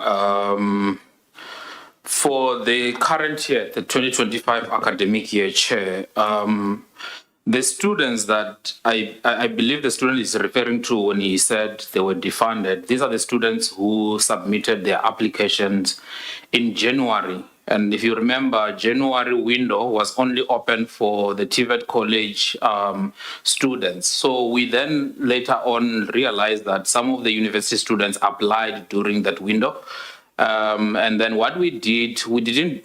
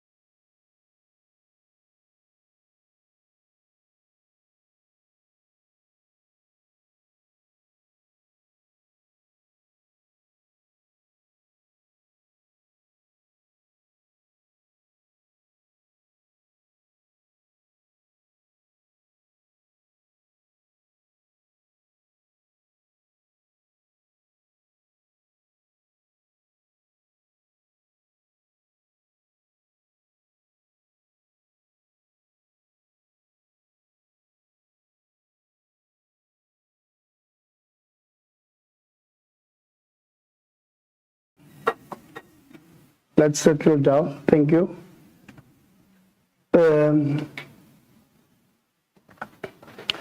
Honorable Ngubane, I will start with you. There are not too many issues, 12 minutes. So colleagues, just housekeeping rules. Members are going to ask you questions. Don't forget the assumption should be that they know the answer. So be honest. And then if you are not sure of the response you must give, indicate already. This one, can I please come back to it? Yeah, please, these noisemakers. Indicate so that at least we don't give you an opportunity to mislead us unwillingly. So I'm going to give Honorable Ngubane, Honorable Yanga, Honorable Khabo, Honorable Mosezana, and Honorable Low, if they're here. Honorable Ngubane. Yeah. So if they ask you a question directly, please respond directly. Thanks. Yeah, thanks a lot, Chair. I think from my side, it's a few questions, VC. First, it will be like a comment. The worry when we were looking at the residents, it concerns me as well as the Chair has put it up front. The students storing the foods inside their room of sleeping. It's some sort of a health hazard, and there are on some rooms as well. They're even keeping that two-plate stove. I think VC, let's try to solve that part. It's not safe at all, and as the Chair put it, these are our kids, so we need to treat them with dignity. There is no residence I know in other institutions that is handled in that manner. There needs to be a kitchen where food is kept there, and there are rules written clearly, student told. Food can't stay in the room where you sleep and the two-plate stove. I think we need to attend to that with agency, VC, and solve it, and not just see these problems and smile as if they're just normal problem because it's our kids that are going through that. Let's try and be sensitive to those conditions. They're totally unacceptable. It's an embarrassment what I've seen. That's the first thing. And then the second thing, Chair, is to request from the VC that on the presentation we didn't show the profiling of how the cap. We understand. I'm sure there's a narrative. This committee is not against universities hiring people of foreign nationals or from to internationalized institutions. But if we can get as well a report, VC, of the number as well, the structured number with how many foreign nationals from which country they're coming from. Are you sticking to the percentage that is required by the universities? You're not exceeding it. And Nohal, there is a rule in the country where we speak about the scarce skills. Is it the scarce skills that you are onboarding as foreign national skills? Remember, sometimes when we speak foreign nationals, we only think of our brothers. We're talking about globally, in Paris, in New York, everywhere in Africa. If we can get that statistic so that we see that the university is sticking to the rules of bringing people of foreign nationals to employment so that we don't disadvantage our people over the people of foreign nationals from other countries. It's very critical. It's a contested issue in the country today. If we can provide that statistics, we will appreciate it. I think on the NSFAS Chair, I already managed to get that we need a fully informed, NSFAS need to take ownership of these private residents. They must not throw hands and say, we don't have anything to do. So most of the issues that were raised by the student were NSFAS issues, which they all know that it needs to be solved. The other issue, the security, the tax coming into the rest. Is there a way we can find a way where they need to deliver students outside? If we can get that explanation, VC, why can't they stop somewhere outside the rest, student come in, and rather than the university becoming a taxi freeway or taxi rank, I didn't feel like, according to me, I don't think it's an acceptable norm, but if we can get an explanation with why is that happening, taxis coming in. It's like now we say, taxi, and all those stuff. If I can get that explanation as well. I think that's mainly my questions, Chair. Thank you. Honorable Koga. Thanks. Thank you, Chairperson. Greetings to you, honorable members. Usihlalo weboard administration yonke elapha endlini. Maybe one chair must start by doing umbulelo of saying we have observed okanye we have noticed a change that has taken place in terms of infrastructure, learning, and we have observed the improvement and the progress that has taken place. Maybe, it's because OVC is a female, we don't know, but we will think around those items, because anything that you give to a woman ngokomthetho bekufanele ba it multiplies itself. So masibulele uqala londo, not saying azikho izinto that needs to be ezisafuna ukujongwa, ezisafuna ulungiswa, but what we have seen and observed, we are happy with the improvement and the progress that has taken place. So that's true. Mama deliver. That's true. Females deliver. Yeah, they do. In the morning, I was complaining that the department is full of males, but after today, I'm okay with this female. You know, I'm very happy, because I was looking even in the number of this room is filled with males. Then it says the problems that we are facing. Should we look at the quota of giving these vacancies, that decision making also to females, it will minimize the problems in SNAs. But maybe one child must NSFAS. You know, the issue of NSFAS, we can't discuss it broader in this room because we know we are still going to have our time with them.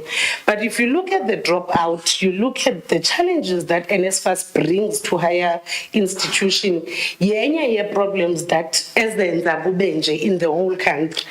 I've just sat and asked myself, like, do they ever sit down and think about we are the core foundation of these problems? NSFAS, do they ever sit and think, should we do our work correctly? Should we align our policies and implementation towards young people who would have lesser problems?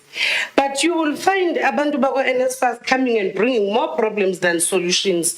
You check dropouts, it is because of NSFAS, you fund a child from January to May, then go to defund.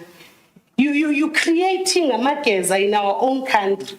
You are creating havoc in the country, because now the child program now I'm going to do my degree for 4 years. And this thing of defunding and removing abantwana excluded from learning because of their background. The middle class and the poor young students come from backgrounds that are very poor and have no means of studying if NSFAS does not prevail. It literally says we are depriving them a future of studying, and studying should be free. It should not affect them. A background should not affect any child in South Africa. But to NSFAS, okay, you are accepted uzawufundiswa nge-NSFAS. Boom, go June, you are excluded from the scheme. And NSFAS sits there and report these mistakes that they have made. And we must just take the number.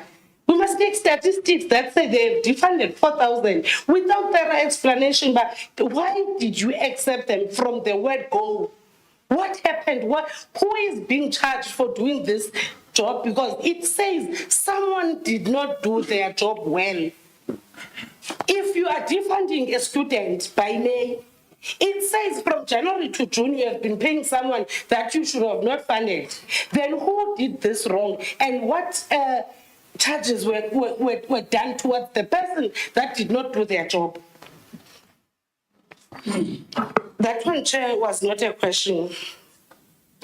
But also, Chairperson, I would want to put it in a very clumsy way of saying, people of NSFAS are just thieves. They are just thieves.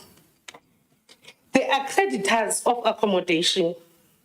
How would you accredit such accommodations that we have witnessed with our eyes? Where were people who were eligible and who were appointed to do accreditation towards the norms and standards of NSFAS and Department of Higher Education? So it says whoever accredited those accommodations was paid by the people that they have accredited. So that's what it says. The only thing that you want as, I don't have a problem with elders. Chairperson, I have an elder who is greedy to be a millionaire instead of working their way up. They steal our money because that money belongs to young people and we are young people. It does not belong to them. Instead, they will steal it throughout. No wonder they have big cars. No wonder they have big houses. No wonder they afford lives that their salary does not afford it. It's because you are stealing students' money.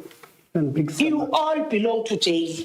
And big stomachs. Yes, big, very big stomachs. And they are all wearing glasses. But when it comes to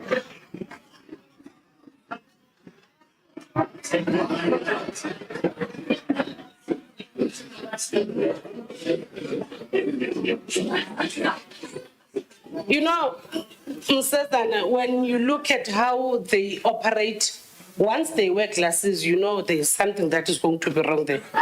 They don't see anything, but they see fraud. Where there's money, all the glass wearers are there. No. Besides low, honorable No. So you say us, we've got that problem with glasses.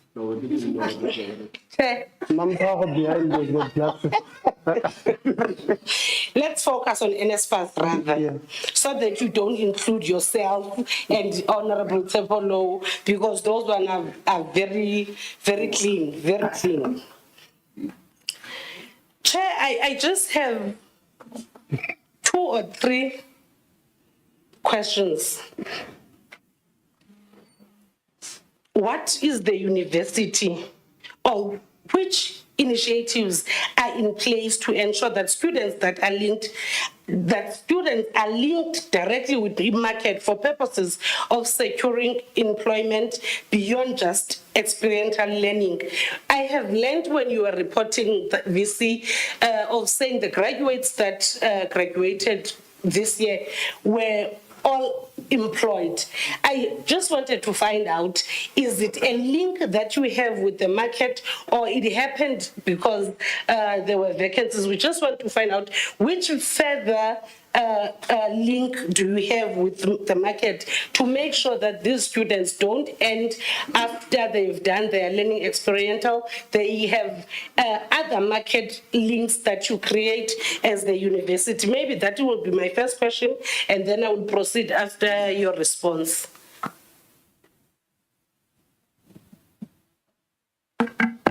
Thank you, Honorable Chair and honorable members, for the questions, and thank you for the compliments when they were granted.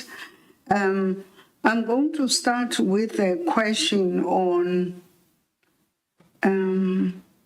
it's not a question, it was a comment to say we take and we note the conditions and the comments that were made with regards to student residence. And we'll take it serious that we will make some improvement there. It's been shocking and learning experience for us as well this morning. The issue of the plates that are a hazard in themselves, in the rooms, are also something that we'll look at. The question that was raised, though, was the question on the profile of how we're hiring or not hiring foreign nationals. We have responded. Somewhere there is data that we put in place to show how we are doing in that regard. And I would request, Chair, that instead of trying to respond now, we send that to the portfolio committee members. But I do know that Mr. Ngobo, who's HR executive, can also be in a position to answer, because we did look at that recently. But I want to say one thing with regards to foreign nationals. With the engineering, in Richards Bay, for example, we found ourselves in a dilemma where each time we advertise, we're not getting joy in terms of the people that apply that are South Africans, because engineering not necessarily is a skill, but we're competing as a university with corporate. Corporate pays better, and people don't want to join the university.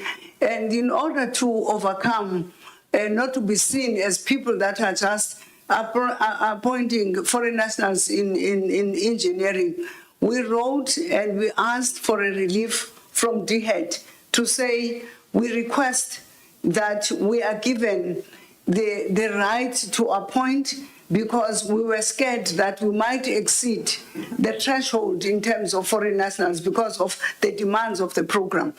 Secondly, that program is still under review and accreditation by EXA. So now and again, they send a statistic to say, we want you to break your classes so that we have smaller classes. We then go to council, we ask for more positions in Richards Bay, we are granted, we advertise, nothing comes from our brothers and sisters in South Africa. So we have already reported ourselves to DHET to say we might be found wanting in terms of engineering, but with the rest of the program, we saw the move in the country that there were questions now. So I'm not going to claim here that we're looking perfectly good there, but we are doing something about that. And we have already put together a profile of how we are doing in that regard, Chair. The other question that was asked was the taxes. It's a comment that it doesn't look good that we look like we are a township within the university. We have in the past tried to negotiate with the taxi industry that they don't come inside the university, but then we got a cry from our students, because when they go and do groceries, the residents of University of Zululand are right down there, and they get robbed and mugged from the gate, or sometimes the taxi men will leave them at the circle down there. And by the time they get to campus, they don't have groceries, they don't have cell phones, everything is gone. So they requested then that on days that they have got money and they go and do groceries, we allow the taxis. The second problem that we have, we've got workers that do not have cars. And they're coming from Skawini, from Gwelezane, from all over. So we had to look at that, because if you drop them at the gate, it's too far to get to the offices there. Not everybody had cars. So that was the reason for us to allow But we don't allow all the taxis. For example, if students want to take a taxi to Mpangeni, the taxi cannot come here. They walk outside the gate, but when they come inside the university, the students have been marked, the students have been, there have also been people that were targeting them with wheelbarrows. Then they charge them a lot of money. I think 20, the president might know, 20 or 40 rands to take you with a wheelbarrow, just your grocery to the res. And we then had no alternative to say, these students don't have taxis, they don't have cars. So we allowed taxis that are permitted at the gate to come through. Not the whole rank can come in here. It's taxis that one in the morning when our staff members are coming to office, and then in the afternoon they come and pick them up. Thank you, Chair, on that one.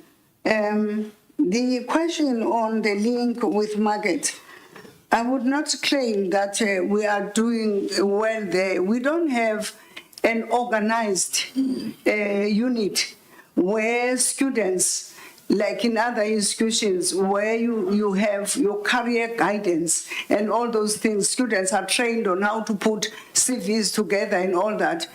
We have just been, I don't want to say lucky, that our students are identified when they go for the work integrated learning, and then they are absorbed from that. Particularly our social work students, most of them are absorbed by the government.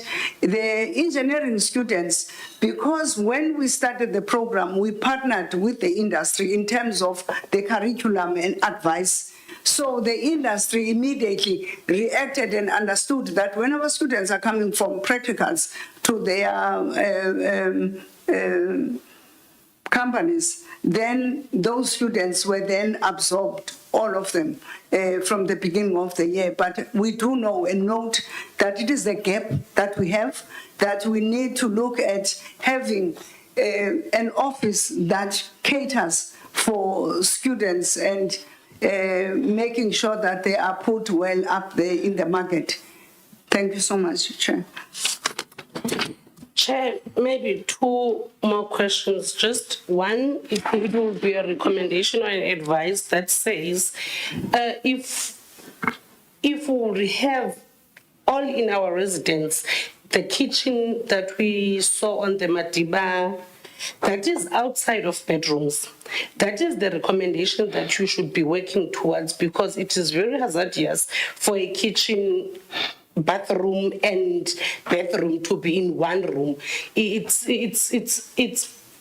not safe, it's not healthy, and it's not conducive. And somehow it's very disrespectful that everything you do it in this one room. These rooms are a bit small for everything to take place in. So let's work on having kitchens that are outside rooms.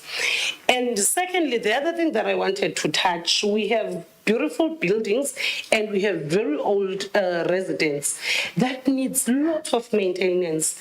And when I'm saying lot, I mean students must not feel as if they are students of a better God and they are students within the same institution of a lesser God. Some live in very beautiful residents and some lives in residents that hardly have a tap that is running water, that hardly has a tap that is running hot water, irregardless of water, but hot water is not there. And we saw the looks of those bathrooms. It says there's something that you need to do in those bathrooms. Chair, just a last one, because I've heard my bell has rang, but I was going to say to the president of young people, I've noted the relationship, the very good relationship, we must say, with the institution. I think young people are well led in this institution. If they are friends with VCs and the management, there is something that we are really doing right. It's far for the very first time that we are witnessing such relations. But President, you must also think around the matter of a student center You must work towards that, and you must work towards making sure that there are no children that are lesser and others which are better. And also work hand in hand in creating the link between students in the university and the market, because it is very important that when we leave universities, we must be able to be placed correctly outside, and we must be compatible. Those relationships must be built by the institution and the president, with working hand in hand with the institution, so that we know that our people or our students are placed well in the sector when it's ready to absorb them. I thank you, Chair. Thank you very much, Honorable Khabo. No, thank you very much, Chair. Thanks. Let me also appreciate the opportunity. Let me also again welcome the report as it has been presented by the VC. Also, in the same breath, appreciate the stakeholder relation that we see taking place, and would wish that such relations must be sustained, because the issue of teaching and learning cannot only be left to the management, excluding key stakeholders like your unions and your learners, your students. So that is being appreciated, Chair. So let me go straight to my first question to the VC, in line with the issue of the market. I wanted to check with you, Honorable Govana asked your market analysis that you have done. I wanted to check in terms of aligning your curriculum with the market demands. When last did you conduct that market assessment that will then influence your curriculum? Chairperson, I prefer one-on-one so that I'm not being managed. You can answer, BC. Okay, so You can press the mic. if allowed through you, Honorable Chair, I would ask Mr. Chama, who is in planning unit, and Professor Brown to give us that idea as to when last we had a connection with the markets. Thank you very much.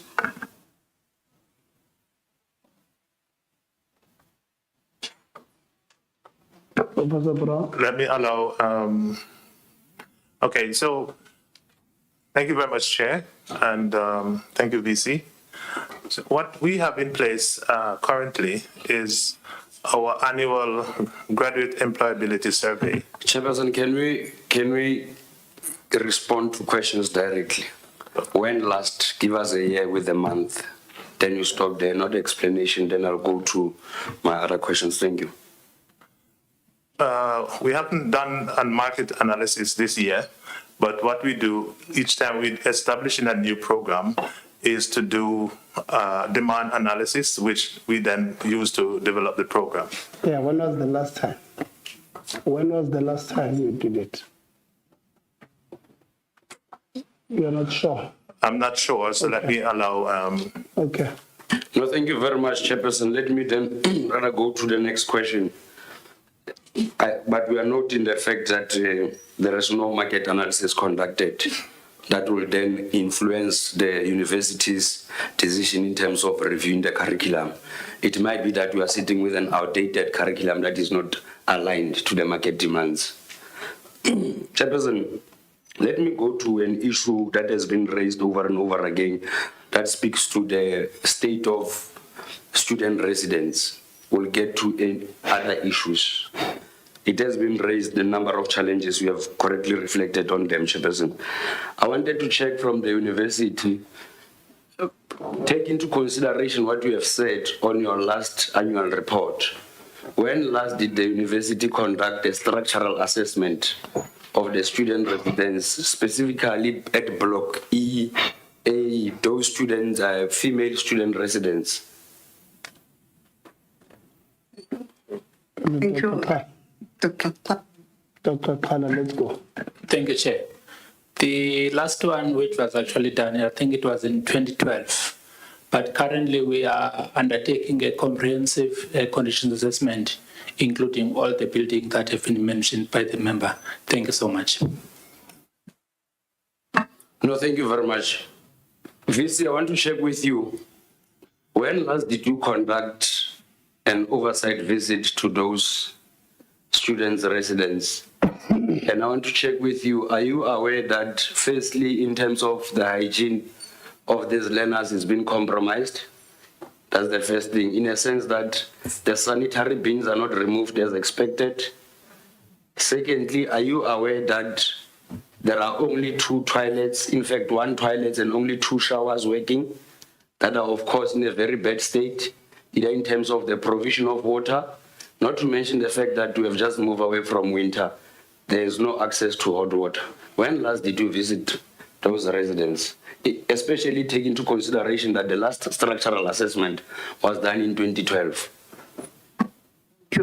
Thank you, Chair.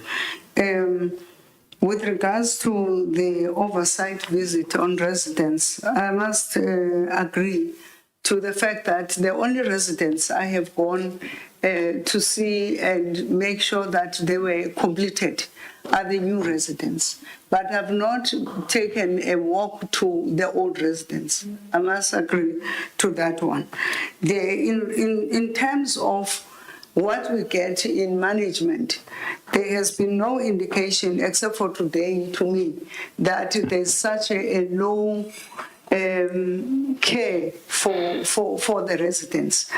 And I'm saying this on the basis that you're talking about the hygiene and the office of Dr. Kala. There are people there appointed to particularly look at the hygiene issues. And I did not know that the residents were in that state. Maybe it's my understanding. Are you saying to me that as the Vice Chancellor, you are not aware of the state of the female student residents? Yes or no? I'm saying yes, I'm not. Thank you very much, Chair. Maybe, VC, let me take you to your last annual report that you had submitted under page 190, if not mistaken, under occupational health and safety. One of the concerns that was raised was that there is poor oversight and monitoring of accurate, let me leave that one. Non-compliance of contractors, that is the first thing that was indicated. Incorrect storage of chemicals, production of hazardous waste, environmental contamination due to accidental leakages, spills, and emissions, non-compliant electrical work. Now, I want to check with you. What mitigating strategies have you applied ever since you have taken note through your annual report? Of course, this is what you your good selves as a university have written about yourselves. And you have just agreed that you are not visiting the students' residence, meaning that you are relying on the relations that you are having with the SRC leadership. But the end user of the service that you are providing, you are not sure as to what is happening. Part of the complaints that we have received from one of the students is that some of these things they've been raising them. To a large extent, some of them, they were even surprised to see you. So I'm asking you this question, when last did you visit, knowing exactly that you are never visiting these residences? I want to check with you, in line with what I've read, emanating from your annual report, what are the mitigating strategies that you have applied? The second thing, don't do what you did to others. I will not accept it, saying that you will attend to those issues. I will not accept your response in line with that. I want to ask you, what is it that you have done as a mitigating strategy, and the person responsible for the maintenance of buildings, what is it that you have done to that person as part of consequence management? And this is the reason why I'm interested on consequence management. According to this report, we run a risk of collapsing this beautiful structure of the university. Because immediately when you speak of incorrect handling of chemicals and electrical defaults, you are then raising a serious problem for us, especially when the last time you conducted your structural assessment was in 2012. Can you respond to those two questions before I move away from the issue of student? I will come up with a recommendation. Thank you very much, Honorable Chair. The hazard stuff, one of the things that we noticed was that in the science buildings in particular, because we were coming from a period of high load shedding, and then there were machines that could not be shut down. They must run all the time.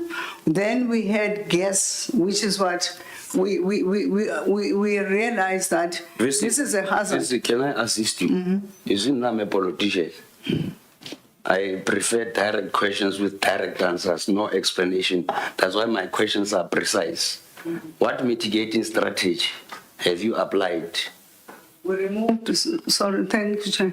We removed the gas that was behind the labs as one. But if the Chair, Honorable Chair allows me, I could ask Dr. Kala, because all these things are in his office to assist me as to what are the other mitigating strategies that we use to deal with the hazard, in particular, especially the electric wires that were hanging in some places. It's fine. Before the doctor comes in facing, clearly there are some people that you are paying that are not supposed to be paid because there's nothing that they are doing. Meaning that you are paying people for free, according to this annual report, especially in terms of your occupational health and safety. The second question, what is it that you have done to this person who has put in the lives of our people in danger? Let alone the electrical fault, let alone the removal, the structural standing. What is it that you have done to the person that is accounting to you who has failed dismally in securing the lives of our people? If you have done nothing, you can just say, I've done nothing.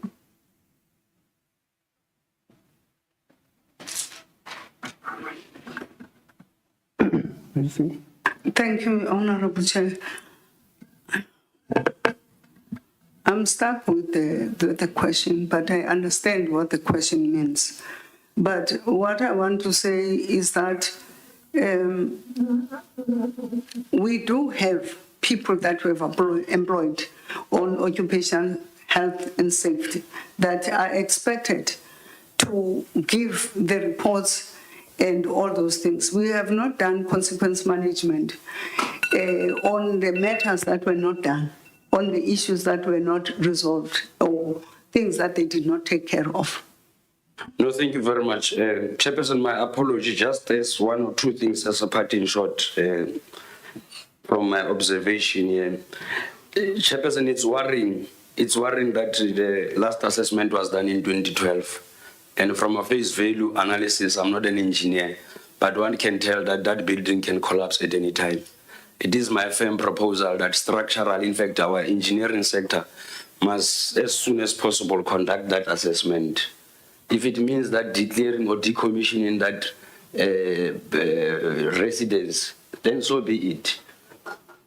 If it means it comes to that push, because what we have seen compared to an expectation where it should be a teaching and learning environment is just the opposite. So instead of us waiting for a collapse of the building, Vice Chancellor, then we'll have to call you to Cape Town now, and it's not going to be nice. Is it today we are in a good mood? Coming to Cape Town, most of them don't come back alive there. In a sense that the grilling that takes place. So that is the first issue. I would propose that is one thing that, and we should be giving a report, Chair, in terms of that assessment, whether that process has kick-started. Don't wait for the process. Tell us that we have kick-started the process. The second report must indicate as to what is it that you are going to do as part of consequence management. It's unfortunate, Chair. I would like to submit some of the questions in writing because clearly our area of focus was generally the conditions where our people are residing. There are a number of issues that one would want to raise. Practical example, in line with your pass rate, you would realize that number of your faculties are on and around the 80s. But there is this one of the science, agriculture, and engineering, it's sitting at 27%, while others are sitting at 80%. It becomes a worrying factor. Those are some of the space that we had wanted to zoom into, but because of time, Chair, would want to pause there, would submit others in writing, because there are a number of things that would want to get clarity, especially on and around the maintenance of buildings and how much we are spending. Thank you very much. My apology in advance, Chairperson. Thank you. Honorable Msuza.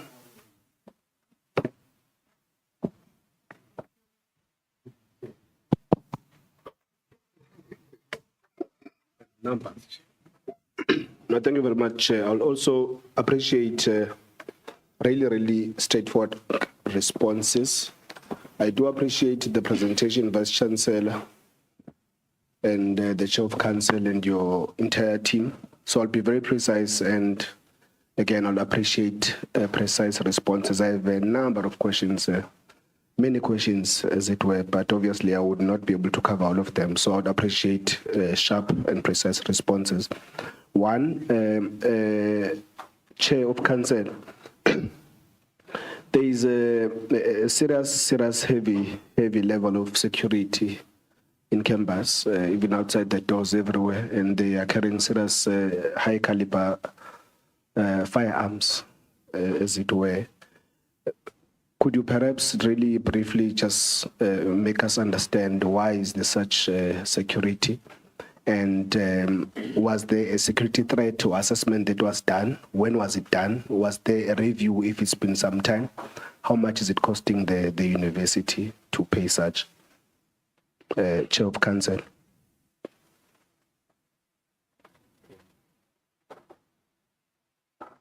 Thank you, Honorable Msezan. Yes, it's true that there is heavy presence of security. We are a microcosm of the environment where we live. And many of the threats happened before my time. So I found the security detail. When did you start? It is 2 years ago. 2 years ago. Okay. So the security detail was already in place, but it emanates from threats that happened in the past, including the gunning down of a member of staff. Okay.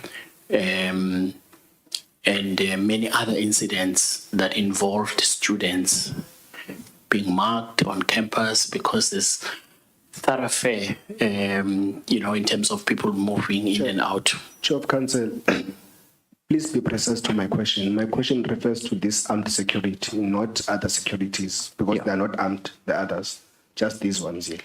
Yeah. Or upstairs. So they're not even guarding students, they're guarding executive management, as should assume. So if you could just be precise, and when was the security assessment done, and has it been reviewed if the threat is still there and the cost thereof? As I say, this is the security assessment, and everything happened before my time. I would ask the Vice Chancellor to... It hasn't been reviewed? No, I don't. Since you got it? Since I am. Okay. BC. Thank you, Honorable Member. When the gunning down of one of the managers happened in 2017, but then we did not have this security here at that time. And then when the assessment was done, I can't remember the year now, the report was presented to Council on the gaps and how we should be, a recommendation on what we should do and where we should have security and stuff. But the big thing that has happened with the 2022-2023, we have had several, with the infrastructure executive sitting also in the 4th floor. We've had 2 incidents where we were attacked by people with guns. And our security here could not do anything about it, but we were fortunate on the day they were looking for Mr. X, who was infrastructure. At that time, he was not in the office. So again, we went back to Council to say this was identified, this basement. as a thoroughfare because our staff get in there, get into the lift and everyone. That's how we ended up having heavy security there. Not only that, even last year we had the executive finance getting different and many threats with pictures of his children, his wife and everything. So we are really not safe. Okay, VC, so that I actually pass this matter, was the security assessment that was done by the subs, and that was what you used to then allocate funds to pay private security, and how much is it costing? Was there a reassessment of the threat?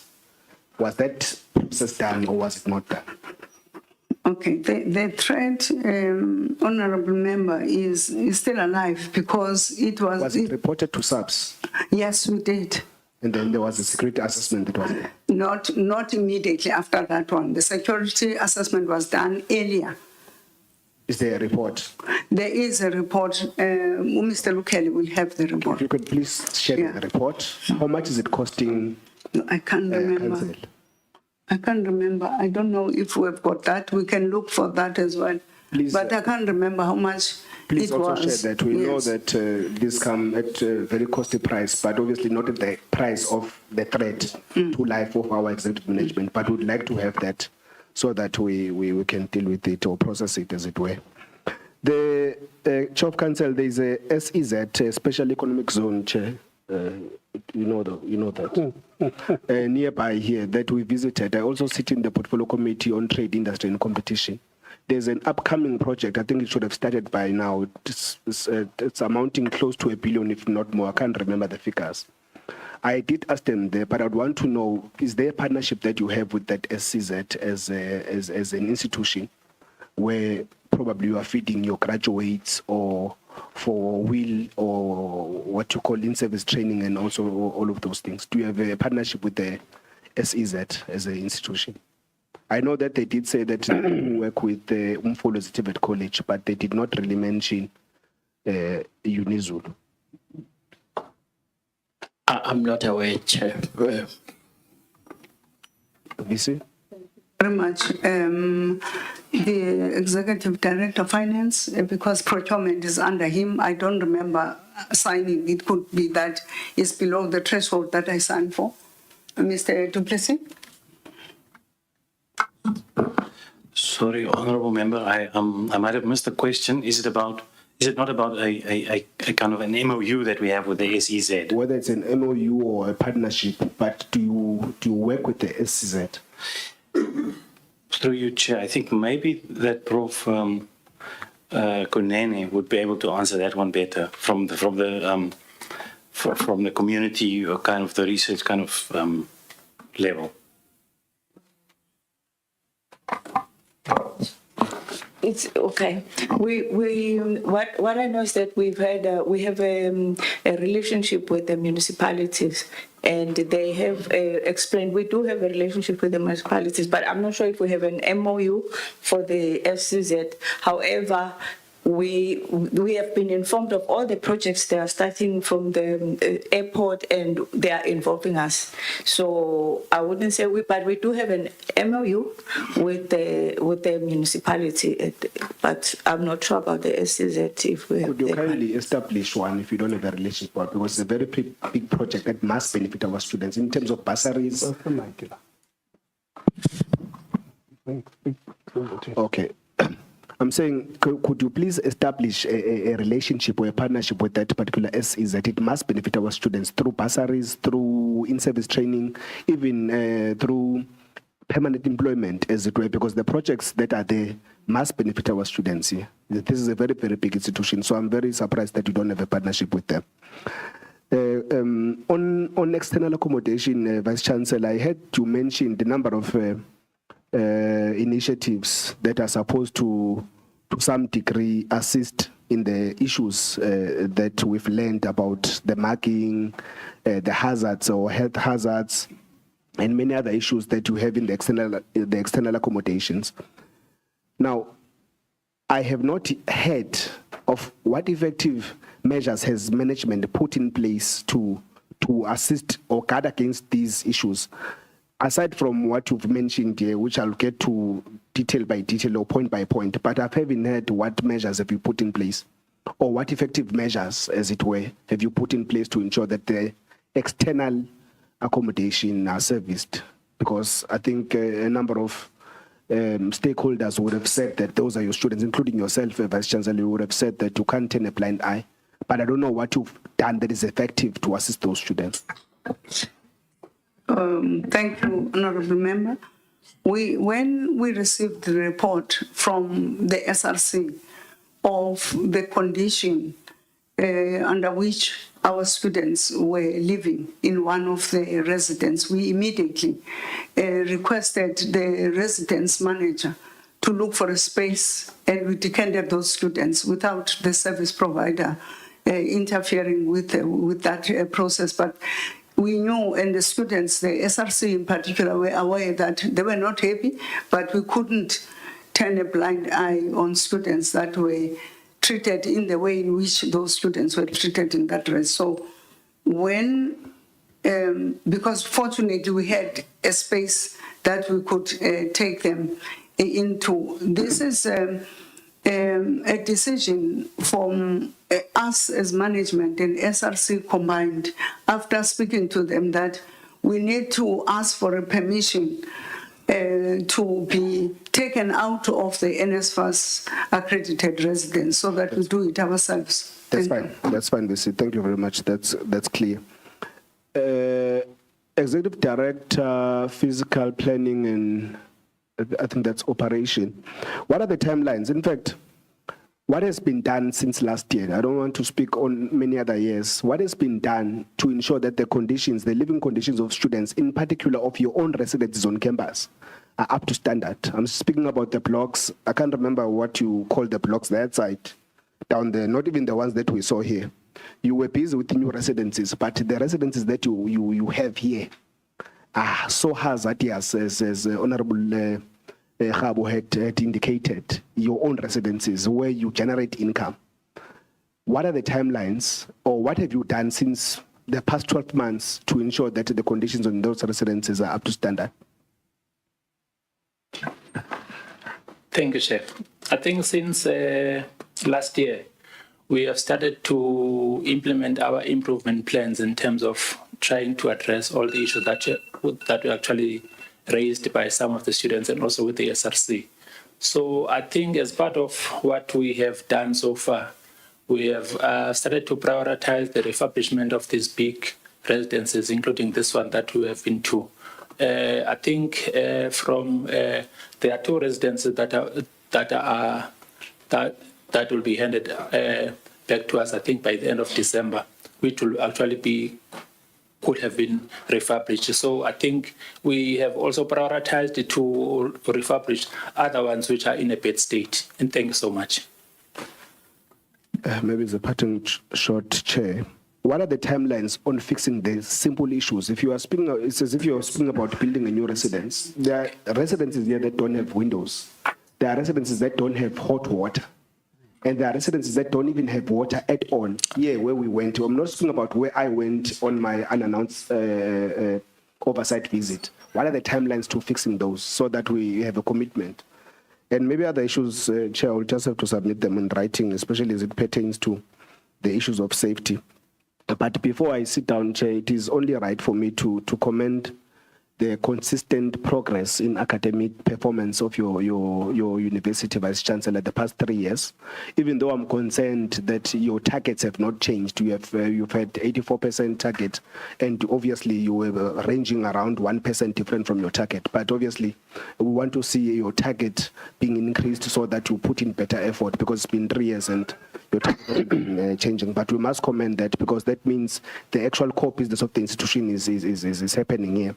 Nonetheless, Vice Chancellor, we saw that the level of dropouts as it relates to the cohort of a 3-year degree, we would see that in the second year would have a huge number of dropouts to a third year, and obviously those that are graduating on record time, which is a problem, including the fourth year graduation that are not taking place in time. So I think we would want to interrogate that as we get another chance next time, Chair. But otherwise, we do commend the great work that you've been doing here, Vice Chancellor. Thank you very much, Chair. Thank you.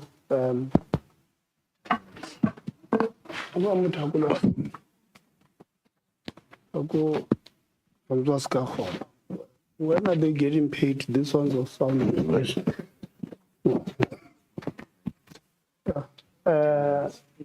Dr. Kala, timeline. When can we expect the timelines on these residences? It should be on your maintenance plan. So it's not something, we're not throwing you under the bus. Let's respond. Thank you, Chair. I think for issues that we have seen today, it could take us about 1 week to resolve that, considering that we have to look at other issues of trying to get the material to get fixed, especially for water, which is not available in some of the residences. But for hot water, we will still need to, I think we'll need about 3 months to repair those, because I think of the heat pumps, which some of the copper has been stolen, to make sure that we actually provide hot water into the residences. And thank you so much, Chair. Okay, so it will be next year. Honorable Law? No, thank you very much. VC, how many head of department does the university have? And how many out of them are South Africans, or do we have any of them who are not South Africans? That's my first question. We have got about 52, 54 departments, and I do not have on top of my head how many of them are not South Africans, but we do have that data available or with Mr. Ngomo right now, so we can look at that. There's not a lot that is heads of department from the foreign nationals. That I can assure. How many? You don't remember? You can't? Yeah, if you allow me, sir, I can ask Mabu to tell us now. Okay.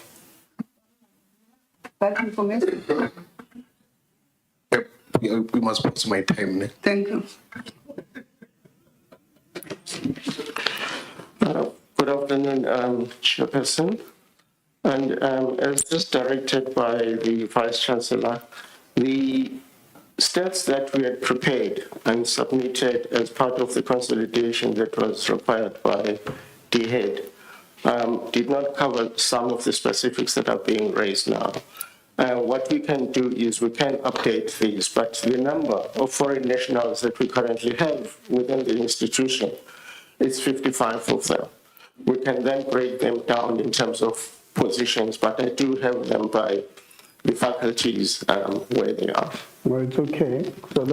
So you'll give it to us in writing. Yes. So you'll do a table. You'll say this is psychology department, making an example. This is engineering. This is science. What. Then head of department is this person. Head of department is that person. Head of department is that person. So that you are able to answer the question on how many HODs do you have and how many of them are from the diaspora and the world outside of South Africa. So you'll do that.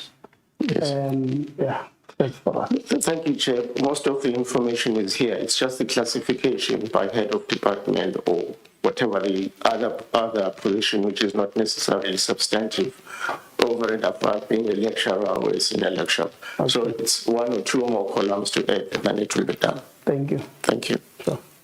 Thank you very much. I'll wait for the report. VC, the Department of Hydrology. What is the racial and national profile of the employees in the department?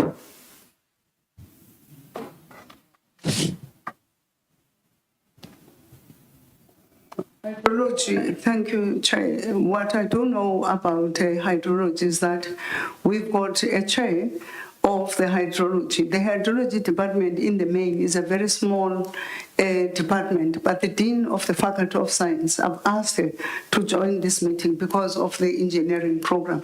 May I request her that she tells us how many people are sitting in that hydrology department? Okay.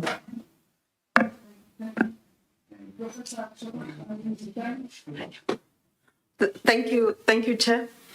The Department of Hydrology has got currently only two people that are in the department, because two positions we have made the appointments, but two candidates have not joined currently. I believe that one is going to join in October and the other one at the beginning of the year. We had the chair of the Sachi chair, who was the head of the department, but now is not in that department. Chair. Is in the research office. Okay. Honorable. What is the racial and national profile of a specific? A racial and national profile of the employees in the department of a specific? Currently, there are only two South Africans, because the other two positions have not have people in the positions. So you've got two South Africans, which, what is the racial? One is black and the other one is colored. Okay. So I take it you only have two South Africans and you don't have the others? Yes. Okay, thanks. The other two are coming. Have been appointed, one starting end of October, one starting beginning of the year. South Africans. Okay. No, thank you very much, Chair. Why does the university not have a student center? Chair, the student center is in construction. So we do have down there is a student center that Dr. Kala also meant to take the committee to, so that you can see the progress there of the student center. We had a student center that was bent down by our students, but we also have a budget of building a new student center. When are you going to commence with building the new one? When are you going to commence of building a new one? We've started, Chair, yes. Okay. Okay. Oh, thanks. Sorry, Chair. It's amongst the things that I said to Dr. Kala when he hands over the plan for infrastructure that is ongoing. We must also indicate what is the expected date for completion. Thank you. Thanks, Chair. And I hope we're going to get responses in writing. The cost of the engineering building was 145 million. And for the new student accommodation, the total cost was 270.4 million. What was the initial budget of the cost? Thank you, Chair. Again, I'm going to ask Mr. Duplessis and Dr. Mr. Duplessis, what was the cost of the original cost of the residence? Yeah, I think Dr. Kala will know better that. Dr. Kala? Thanks, Chair. The initial cost of the student residence was 270 million for two beds. Okay, so we did not overspend. No, we did not overspend. Okay. Thanks. Okay, no, thanks. Chair has already asked about the initial budget and the overspending. I don't know, Chair. I wanted to check VC. There are allegations that as we're engaging on the hydrology, I'm going back there, there are South Africans who were removed by a certain individual who has serious racial issues with regard to South Africans. And I would want a report with regard to that is in writing, so that I'm able to verify the allegations that South Africans are removed. And then there's a certain individuals who are bullying them in that particular department. So I'll prefer that I get a report and then we're able to make follow-up so that one can be able to be accurate on that. Now, Chair, I don't know, I've got an issue that I went through, and I would have went to the residential area of where females are living at. And in my mind, I asked myself a few questions. And the first question I want to ask the VC is that, could you provide an overview of the current number of plumbers employed by the university? One. And then while you provide a number, what is the total salary expenditure allocated for this plumbing staff? An estimation roughly. Who's answering that? Thank you, Chair. Through you, Dr. Khan can give us the numbers, but I think when it comes to the budget, that we need the finance to have the records for us. Thank you. Thank you so much, Chair. The total number of plumbers we have is 6.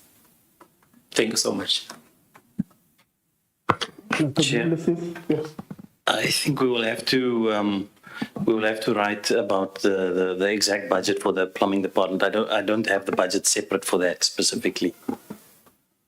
I'm asking this because I, for one, I don't see their role, Chair, given the fact that I would have went to that block in that center. And I think if we can't even know the budget, it is a concern because one, the VC could not even know that that residential area of females is not in a good condition. Anyone can just enter. We've got animals and stray animals moving around the building. And there's a lot of security guards who's around the building. Not maybe you would want to understand, in fact, also how many companies of security are there. Is it one company or 2 or 3? That's another question. So I'm raising all of these because these plumbers do not deserve any other thing but to be fired because they've done nothing else to put the resident into disrepute, especially when we're dealing with females. And the other question I want to direct to the director under infrastructure. I wanted to check regarding the directors under the Deputy Vice Chancellor for Infrastructure. For the past 3 years, have you paid the performance bonuses? The executive director, Chair? The executive director? Of infrastructure? Yes. Yes. Yes. For the past 3 years? Yes, we've changed. One left us. So within that period you are referring to, we only had Dr. Kala last year. My question is that if you paid them bonuses for the past 3 years? We've paid bonuses, yes. Maybe elaborate the criteria you have determined to pay bonuses to the Director of Infrastructure. The previous Director of Infrastructure came at a time when the university's last infrastructure to be erected was 2012. So when he came on board, then he showed that there was a difference in a new energy that was into infrastructure. When Dr. I want the criteria. We are paying the infrastructure director mainly because monthly, quarterly, the infrastructure director reports to the VC to say female resident does not have water, female resident does not have access to be owned. These are the issues, these are the report, and then the director reports quarterly or monthly. What is the criteria for you to have paid that infrastructure director that particular bonuses, where else there are these defect and efficient issues that are burdening the female residential area? More so, while I expected you could have prioritized and could have known better that those females there who are traumatized, who told us that it was not of education, they were long not going to form part of that residential area because it might collapse at any given time. Yes, Nancy. The reports, Chair, that even Council has received from the Office of the Executive Director Infrastructure is the report requesting us to approve that he does an analysis of what is happening. And that doesn't take away the issue that the residents at this current state, this could have been treated as an emergency rather than doing it in a research form. So I take that it has not been clear in my mind that the status quo of the residents are like that. The only residents I have gone to are the residents that were newly established to go and see if there was value for money. But the report from council to PICC, which is a council committee, has never indicated that there were serious problems. And you are paying bonuses. People are getting their money. Our female students are bathing with cold water. They do not have adequate space to sleep on. Some of the students in engineering residents, they have to cook inside the rooms, and yet must pay people bonuses for what? And yet our students are the ones who are confronted with this. And I don't buy the fact that you even went to the residents. As a leader, you should know your institution by heart. Why go to something that is new, that has been built, compared to something that has been old, that could have said to you, and bring back your conscience to say, since well, I've been here ever since, and I reported in Parliament in the last appearance to the PMG, you assured us in Parliament that you will deal with such issues that confront students. Now, when we come again in Parliament, you are telling us you did not go there, VC. And it's quite disturbing, because monthly, quarterly, management-wise criteria, they should be reporting on critical issues. And I'm worried if Parliament was not here, what was going to happen to the students? If the building was going to collapse on top of them, who are we going to blame? While you pay bonuses to the directors, while you don't see a need to go and check those things, and you only see a need to say, no, it's important for me to go to the progress building that's going to be built. I'm not convinced. And I want to ask the last question, VC. How old are you? Yourself?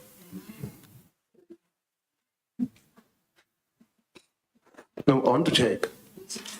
You're 66. Okay. Okay. No, thanks. Thanks, Chick. No, thank you very much, members.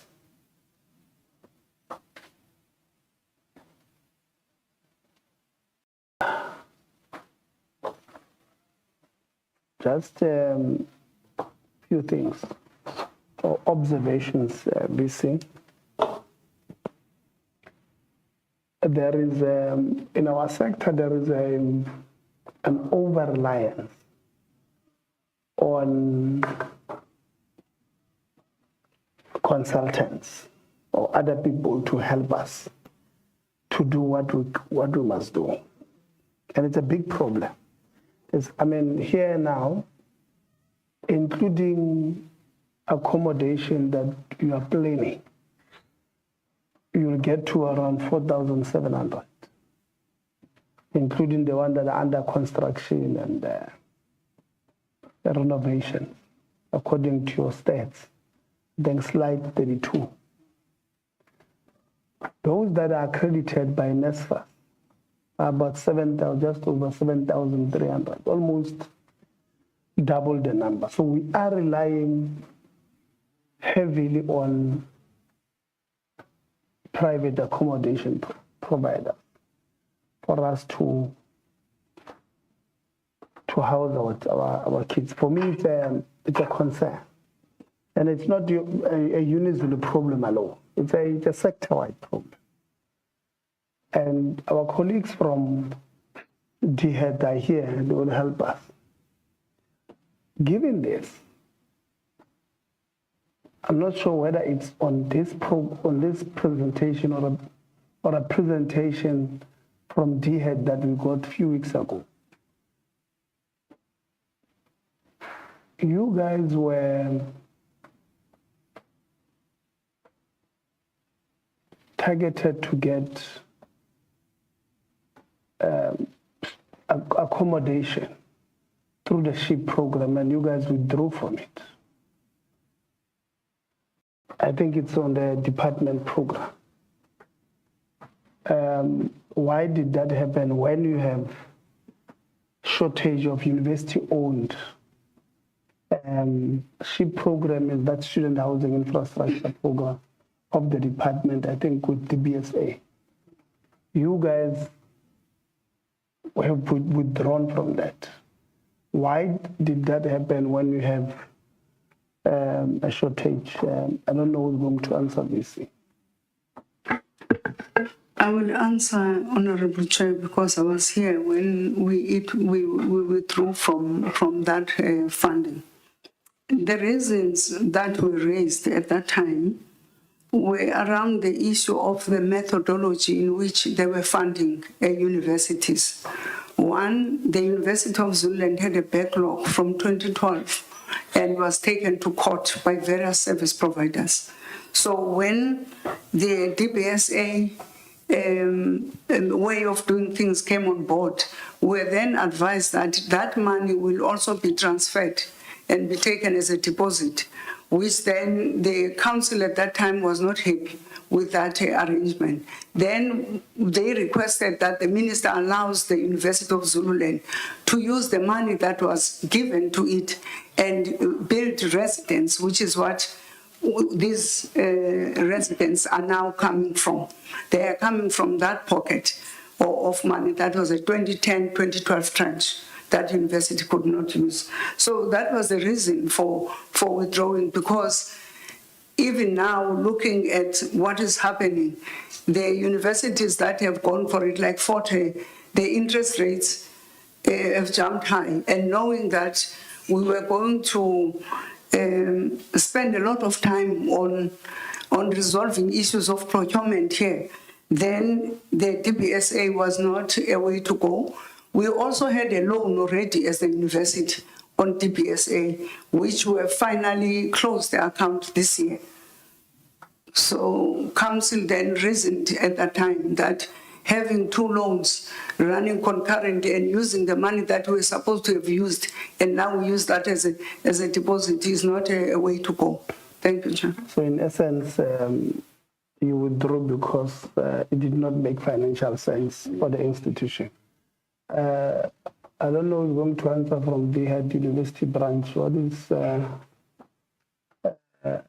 who's answering?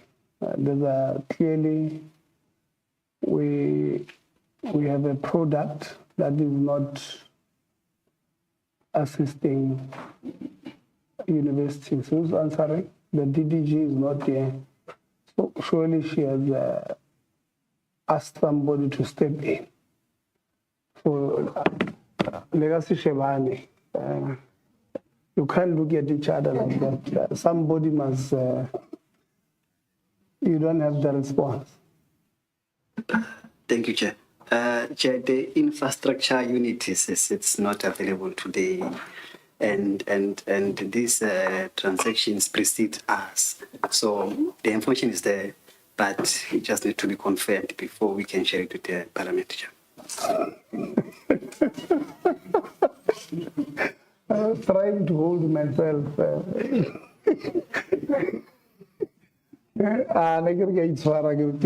I'm sorry.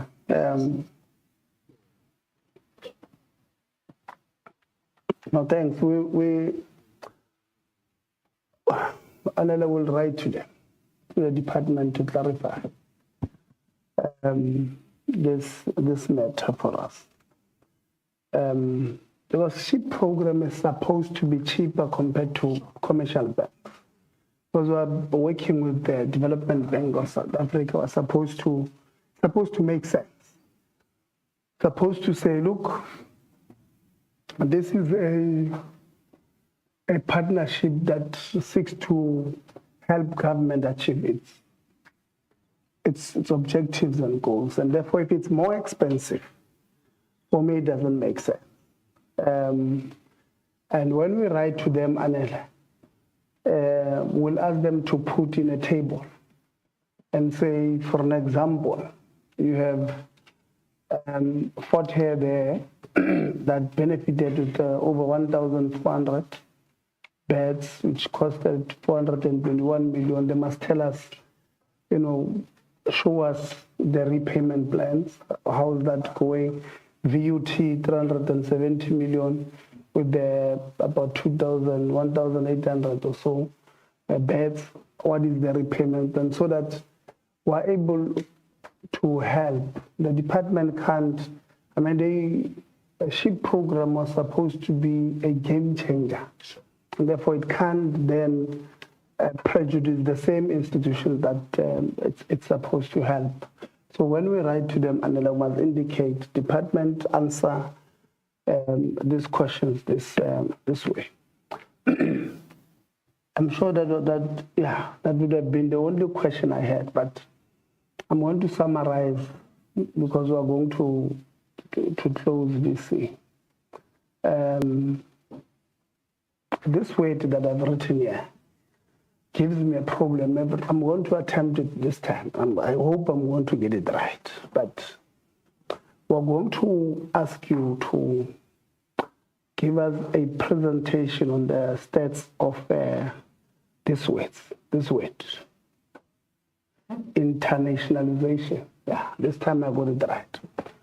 So, get us the stats there properly. Mr. Ngobo says it's 55. You then indicate how are they spread, which department, maybe when have they started, how long have they been with the institution, the level, and so forth. Like Honorable Gubani said, it's not an attack on our brothers and sisters from the diaspora. For an example, we have many of them who are helping us properly in South Africa with the skills that they have. But we just want to understand how are they placed in the system and all of that. The second issue I'm going to ask you, VC, this one will not ask you, we'll ask NSFAS. Like we said, we're having a conversation with you guys, but we must take accountability and responsibility, NSFAS, for some of these things. So you guys, when we meet next week, we're going to ask you to give us feedback on how far you with identifying these student accommodations that have got all these problems. So next week, Wednesday, when we meet there, we're going to have next week, Wednesday, when we meet, we're going to give us that particular report on how far have you gone in solving this problem, because we can't have our students, honestly, especially female students, being exposed to this so-called accommodation. You must give us those names. We have told you we are not scared of these criminals that call themselves business people, who are literally criminals, who are stealing from the state. We will name and shame them ourselves. Yeah, and we don't want energy drink. The ones that are drinking are literal. We don't want cold drink from anybody. We don't want energy drink from anybody. Yeah, we're not thirsty. Yeah. We're fine. So you must give us their names. We're going to name and shame them. And if possible, ourselves as this member will go and reclaim that money of the state, because it belongs to our people who can afford to access institutions of higher learning.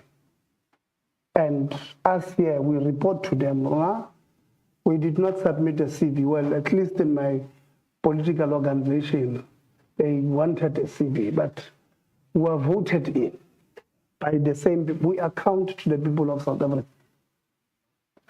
In other parties, there was no CV, obviously. No, obviously, these ones are very unstable. But we report to the people of South Africa, and we're going to go and defend them with everything. So Wednesday, that's fast. Proper, even in written form, Wednesday morning, because we're meeting you at 9. Or latest you can do is to write to us on Wednesday at 7. And say, this is what we've done with this institution. This is how far we went. This is the company that accredited, and these are the problems that we would have seen. To address your issue, VC and cancer, I saw Deputy Chair of Cancer has left. Or in our meeting when they leave Chairperson, they can write us a note and say, would like to leave at this time. So we'll tell Dr. Deputy Chair, so this is absconding. So the Deputy Chair absconded. We've got a problem. And I'm joking. No, but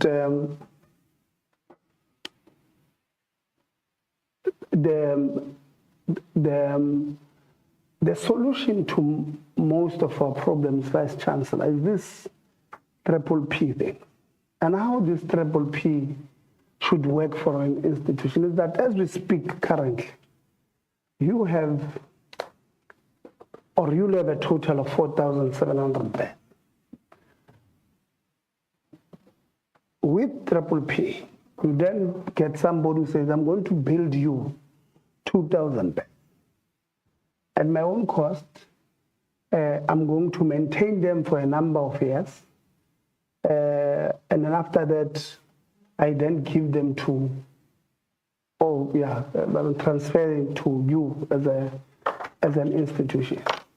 You don't owe, and you don't pay, what do you call this thing? An interest. It resolves your immediate problem of having student accommodation. They maintain it themselves. They bring Wi-Fi, they bring security,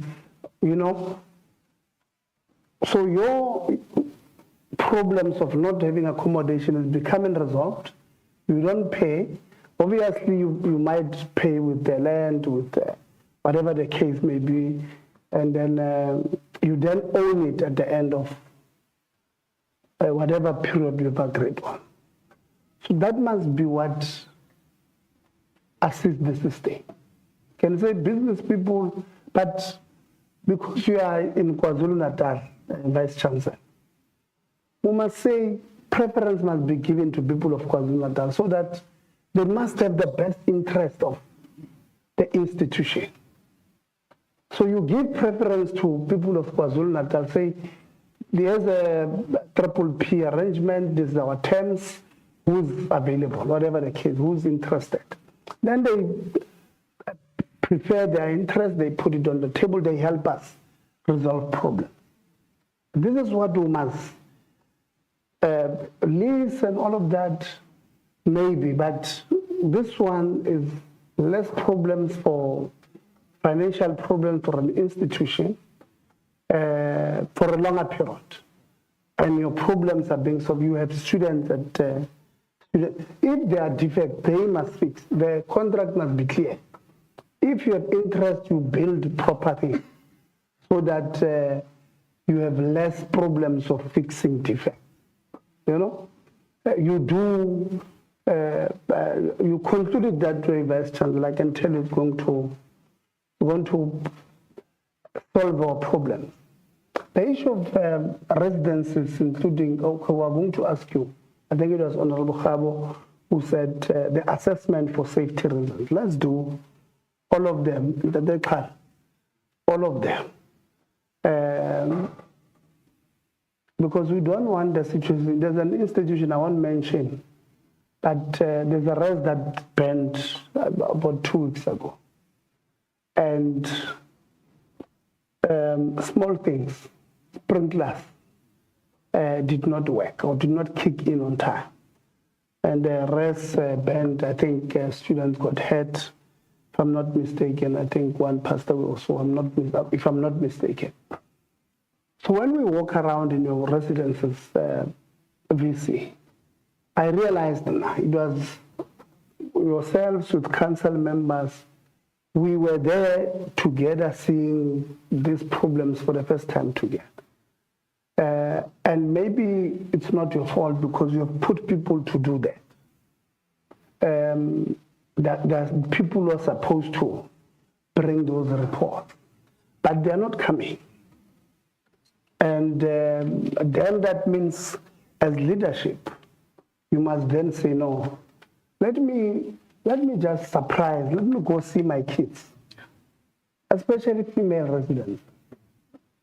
Because we arrive there, there's a door that goes at the back. That door, you can't close it, does not have a handle. Okay? How they close at night, they put a bucket outside or a chair. And then they try to pull, for it, at least for less wind to come in, because you can't close that thing too tight. So you going to these residences will help, because you'll be able to see this person who was receiving this bonus will not have received it if you had done so. If including in your office, you see, when you have, I don't know what, manager, coordinator, director, whatever, stakeholder management, they must be your ears and eyes. So if you are busy with strategic thinking and strategic leading of the institution, you say to this person, go and check X, Y, and Z. They come back, but we see that the rest has got a problem. This rest has got a problem. This one has got problem. So you are able to have first-hand information without Dr. Kala knowing. And then when he brings a report, he says, no. Here's the maintenance plan, and let's submit it to DHEAD. You say, no, this plan is underquoted or it's overquoted, or it doesn't make sense because res X, Y, and Z have got this problem. There's a res there I pointed at you guys. And I said, it's growing trees on the side. Current plants. We can go there and plow a cabbage on a student accommodation. It looks like, when I grew up watching movies, so you know these movies, horror movies, where you see a house is covered in, I don't know whether it's flowers or something. You see, we're producing that now. It doesn't look good. So when you have such in your office, Vice Chancellor, you are able to pick these things early. Then you are able to say to management, you are not telling me the truth. Here's facts. Then you are able to identify these things, and once they see you are able to call them out, they will start doing things right. But this thing of having no water, I mean, young girls that are doing first year, they've just, some of them, they see. You know, when we speak about some of these things, we speak because we have lived those experiences. When you grow up, when you are growing up in the township, you stayed in shacks. So for the first time, we're able to get out and have, we should have consistent electricity supply, an institution of higher learning, consistent supply of hot water, and then you get these things. It takes you back. So when these kids don't pass, it's because we have traumatized them. We have sold them a lie. We said to them, a better life is here when you do well academic. You get to an institution, and we reduce them. Some of them come from suburbs. Some of them come from where they did not have to sleep in a spot because they had a bed. Now you are saying to them, your home is better than trying to get education. We're dealing with them psychologically. So let's deal with these things. Department should be helping us. You see, you should be doing oversight properly. And these things, you pick them up early. But when you look at the reports from the department, it's as if we're not doing oversight over this institution. And like I said, we're going to have a conversation with the department separately. But we can't have, we get to a university. We have residents, you know, there's a resident there, the last one we saw, Honorable Law, the one who you say we must go to Block A, the last one. It traumatized me.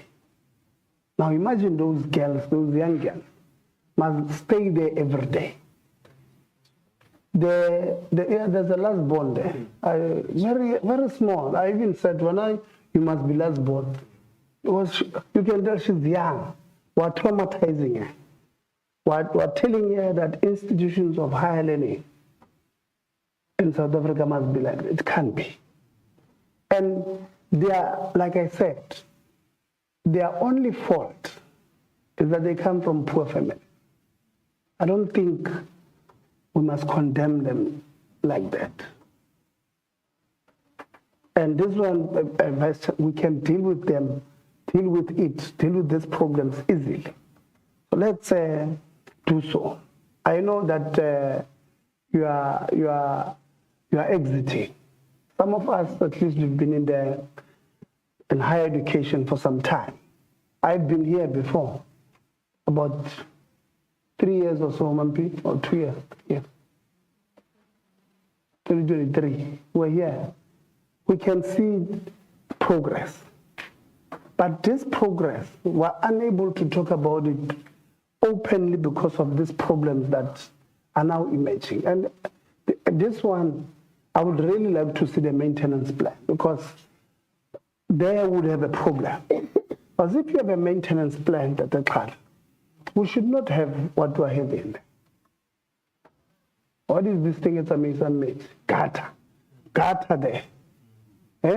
Full of flowers, wind because of dust. Water can't run. What does it do? It goes now and kills plants on the. Honestly speaking, you see, to deal with this thing, just to remove that gutter, go clean it, then we have no problem of plants growing. But we're not doing that, and it creates a problem. It now costs the university more money, unnecessary.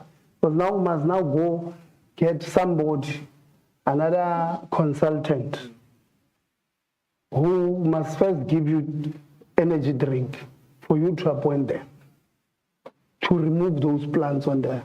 No, but those kids are saying, we come from winter. They don't have windows. Some of them we saw working, they put boxes, bolts to close the window so that there's some privacy. There's warmth in that room. I think let's take VC. Let's take an advice. I can't remember of who says it's a hazard. I think Honorable Governor, it's a hazard for us, but also to have a bathroom here, a kitchen here, and a bed here. And we say these kids, we don't have a kitchen. You must cook inside your room. It's not only hazardous, but it also does not, dignify their life. So let's look at, if there's no space inside there, let's look for a space there and have a kitchen where they can walk towards it. They can share it with other blocks or whatever, but let's build them a kitchen. I think the main campus of TUT, they built something like that. Because initially they had built something to that effect, which did not make sense. Then they built a central kitchen for about 4 blocks or 4 residences. Let's think about it. Let's put enough stoves there, or build a big enough kitchen, enough stoves for that will meet the number. But we can't, this thing of them cooking, I mean, it becomes stuffy there. It's some of them now traumatized because I can't cook. So imagine if I'm supposed to go cook, I'm going to burn every time. Yeah, So let's try and think about from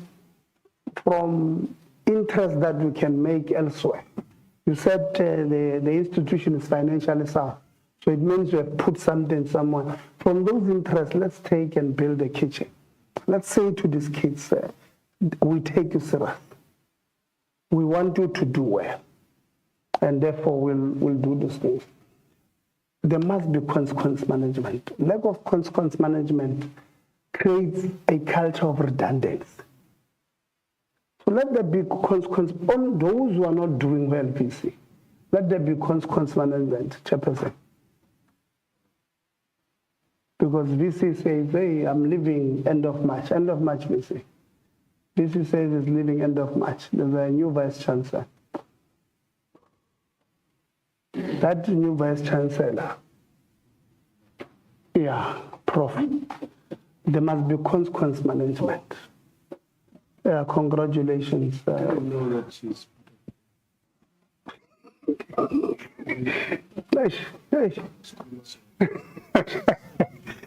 You know, so, but there must be consequence management for those who are not doing their work.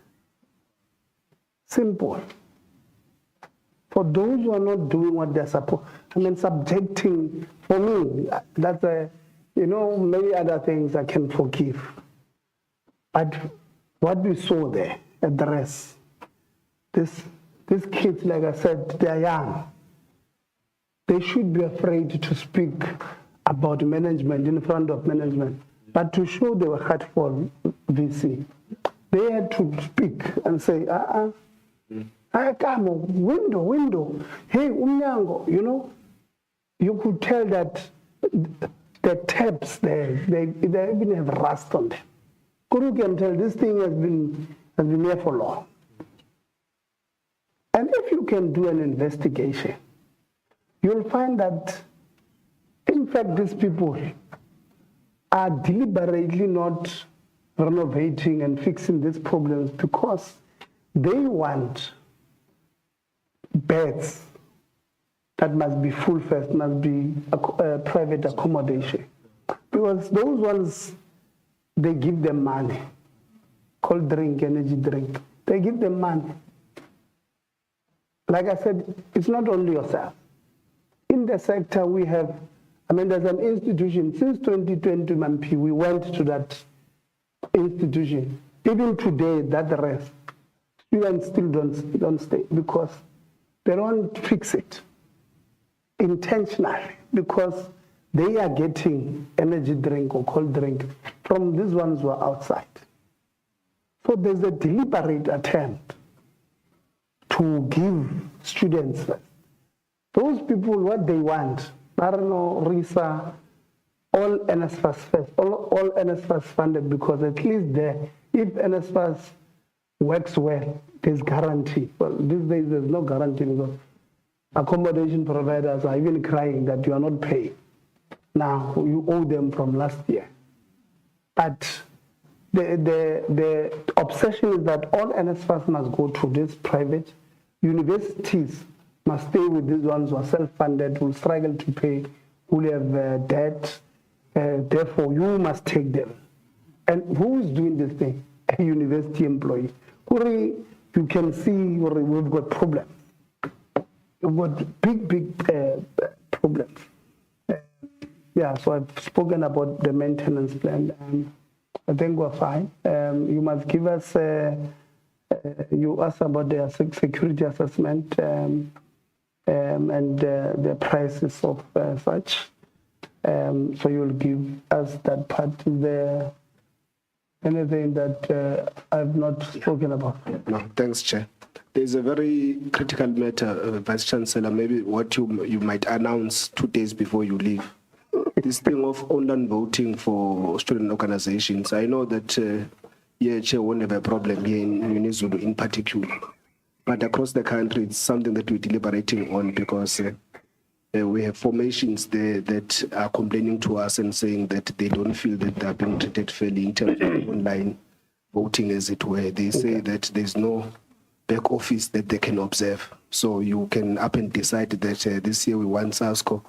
This year we definitely don't want MK. We want SASCO again. Yeah, and forever. A president can be president twice and all of those things. Yeah. You know. No, so the concern here, this is that when you do online elections, which we want to support, I'll give you an honorable law, which we want to support, but students then complain and say, no, we believe that, even sometimes people know that they've lost, but they can still complain and say, we believe that the elections are rigged. And when you ask them, why do you think so? They say, okay, Shab, I vote on my cell phone.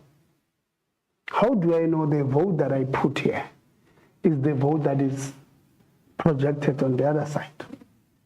Because in between, somebody controls that system. And we don't have observers to, especially at the back office, what algorithm have you put in here so that it can produce whatever you want. So that's the concern.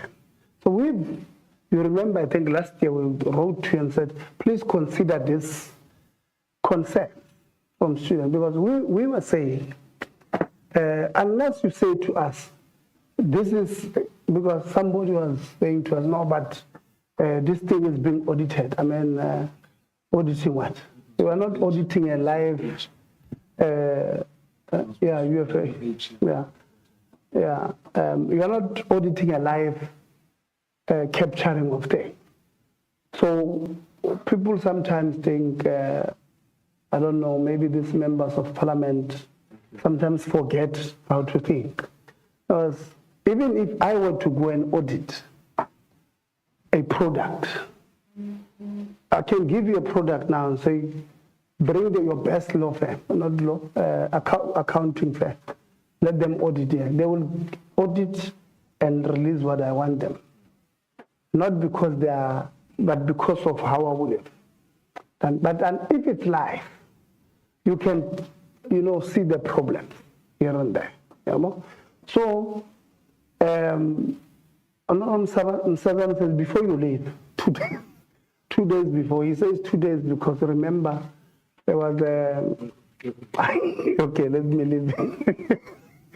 So it says 2 days before you leave, please consider announcing manual. We don't want to dictate to you what to do, but we are saying consider the concerns and let's address them. Even when we have there's an election company in South Africa. The owner of this company takes pictures with the T-shirts of a certain political, but that contest elections at our institution. You guys appoint him to say, go and run elections. Even me, if you say I must go run elections there, SASCO will win 15 out of 15. No questions, I'm telling you. And then you put this person, and you are saying you must accept, hey, this person, no, he's barring is ethical, no, trial and where? This person is not objective. Once you have affiliated, and that party that you have affiliated is contesting elections, you want us to believe they are winning,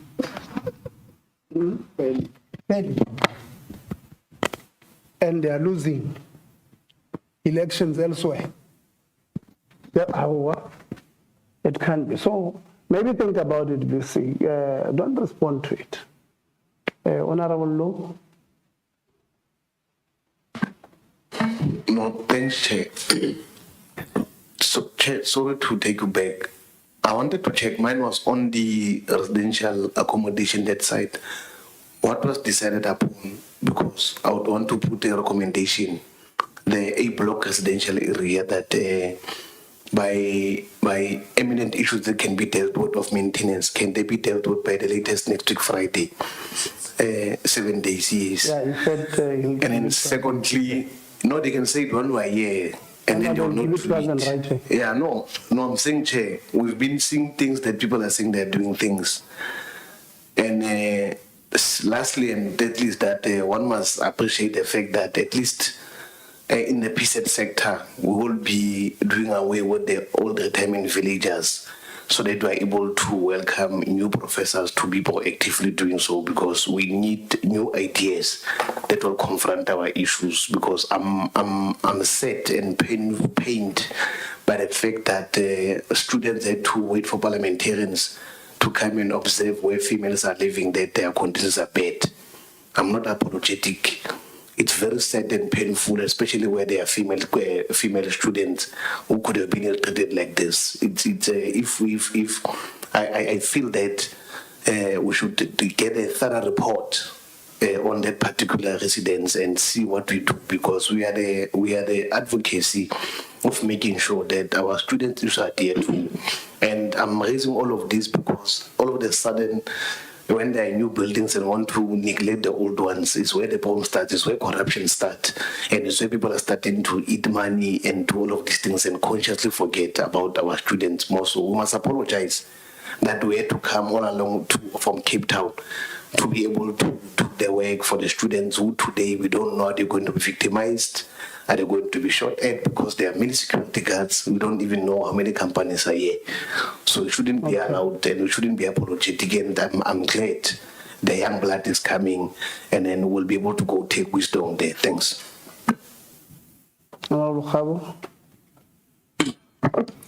Chairperson, I don't want to open up another meeting and I will not be tempted to do that.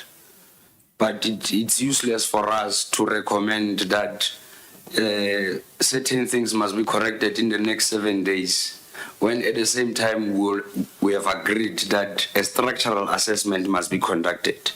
So we might conduct a structural assessment that tells you that the building must be decommissioned. At the same time, we have created a leeway for spending on irregular things that will not really yield results. It is my firm argument that our area of concern or focus should be on and around the starting process of the structural assessment. Thank you very much, Chairperson. Yeah, no, thank you very much. You are contradicting each other there.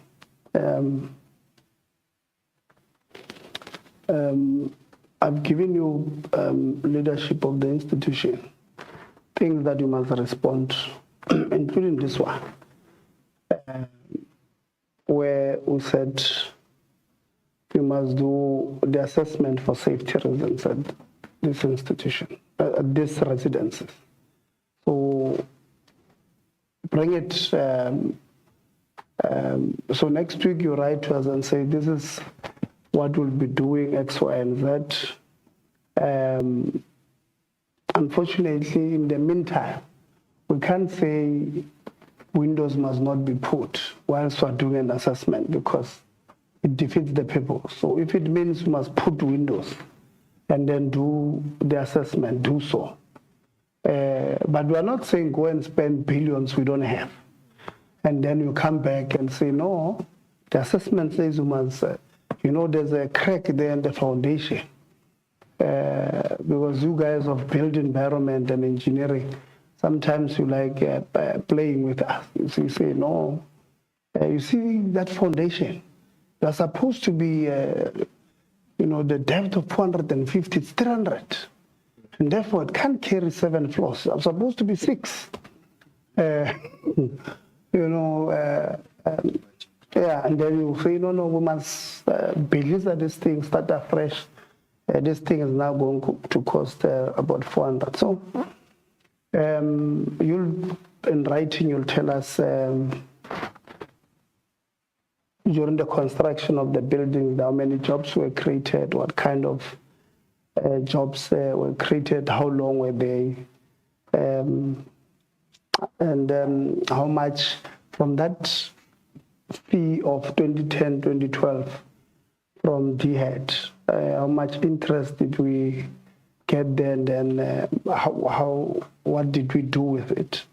On student debt, if you can just indicate, are we allowing students who owe to graduate, and are we giving them what, some letters acknowledging that they've finished? And if we don't do so, why? Because I know that USAF has made an undertaking that they've spoken to universities that even though they might be holding certificates, but there must be some proof that a child or a student has graduated or has finished, and therefore you give them that letter so that they can stand a chance to participate in the mainstream economy. And do you allow them to graduate? If not, why not? And what is your student debt as an institution? Yeah, I think that should be it. Let me see.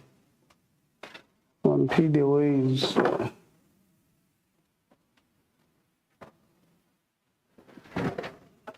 No, that should be it.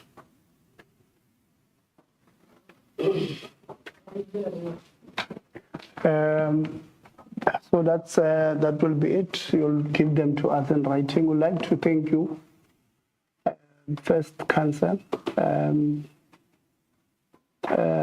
for joining the day with us. I know you guys have got some other things to do. You're not full-time here, but you're here the whole day. We really appreciate.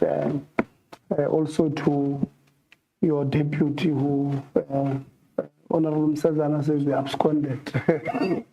But thank you. Please send our thanks, VC, to yourself and your management, senior management, and all other levels. Thank you very much.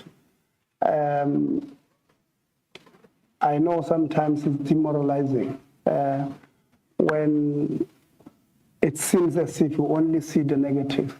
That's not all what we see. There are positives, like I said.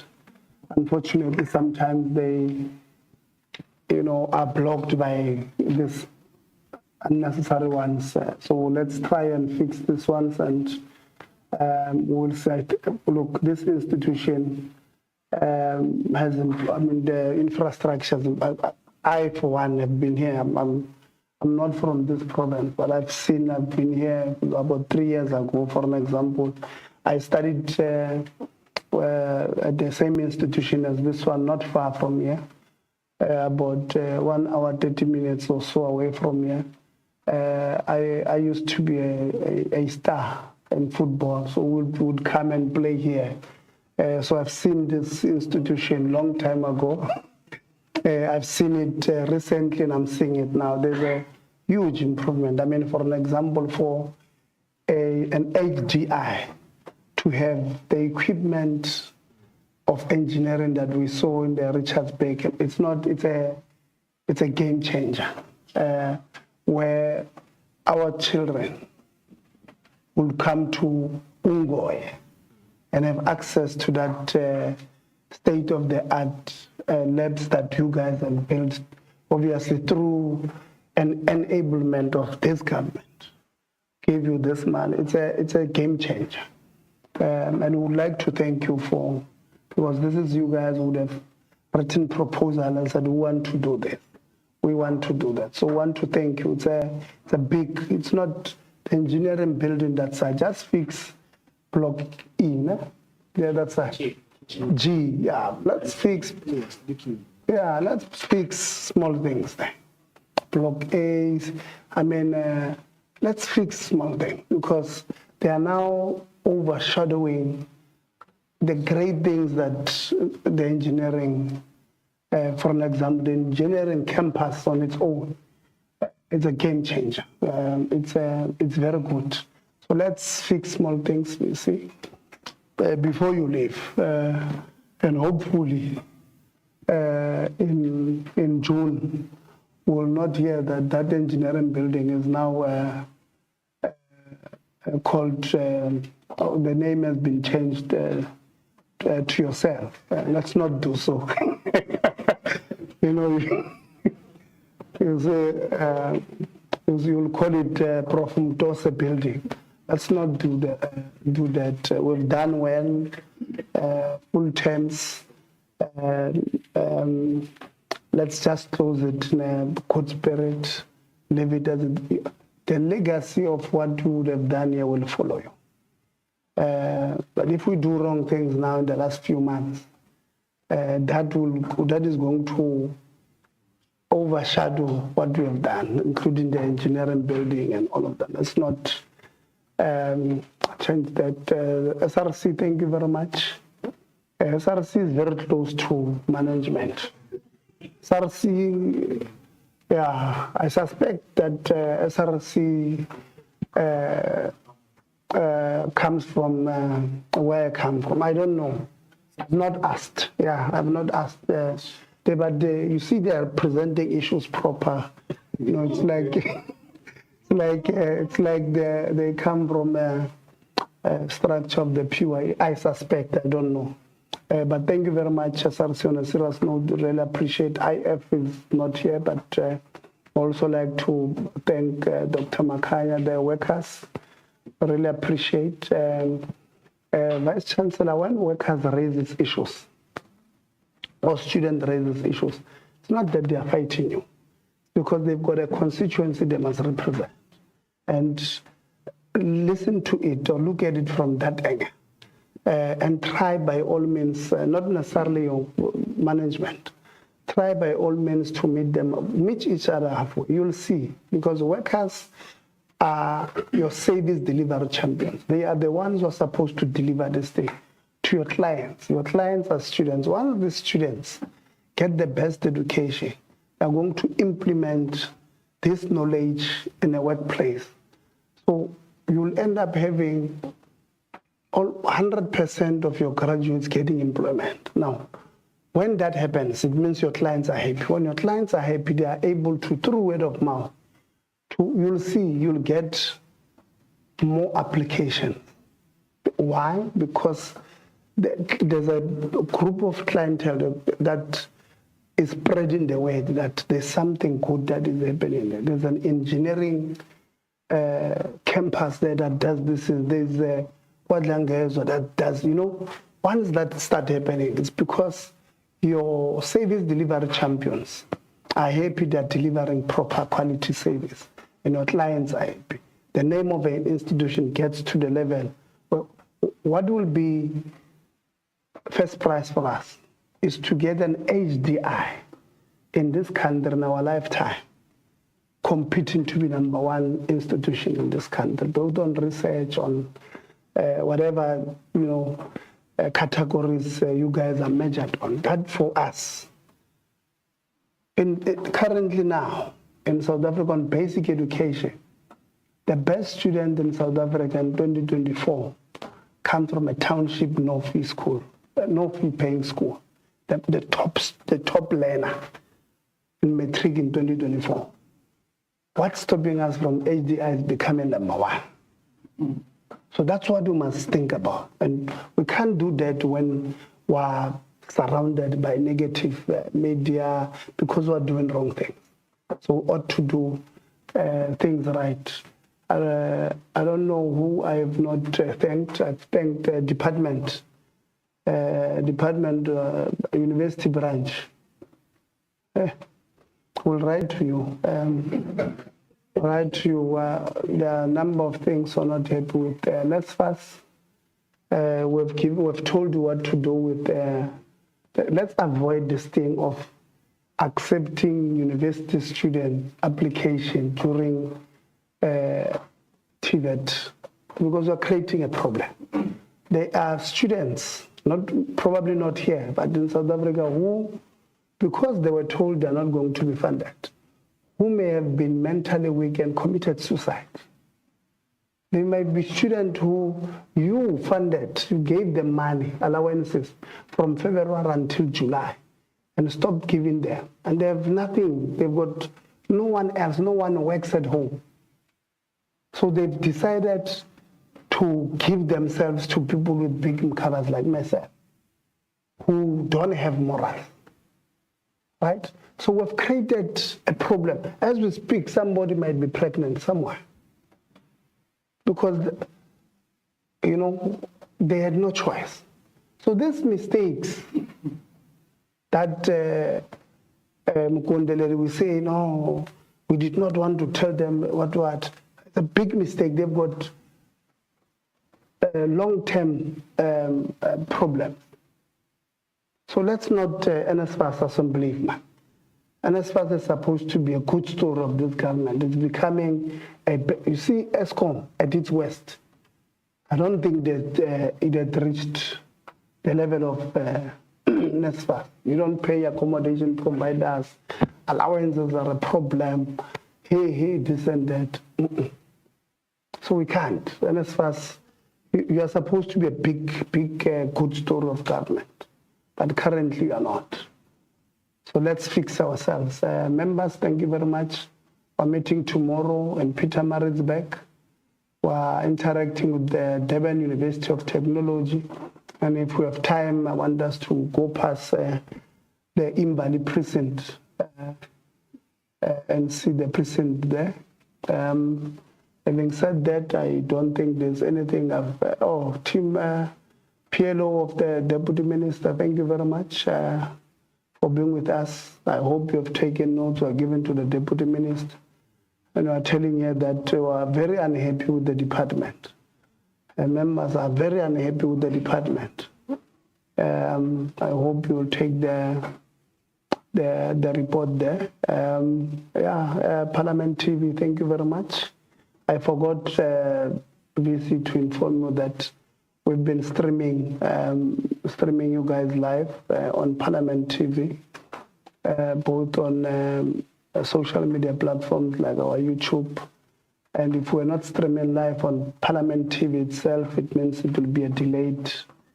You can go, those of you who did not tell us the truth will get the truth. So if there's some information you gave that you know was not true, you can write to us and say, I suspect here I might have misled you. And then once somebody retracted yesterday, said, no, you know what? I've only realized during lunch that the information we gave to you was not correct because, and I always tell them, don't lie. Because these members, they do their homework. Thank you very much. We will get our answers from you guys and we'll probably meet again. The meeting is now adjourned. Thanks.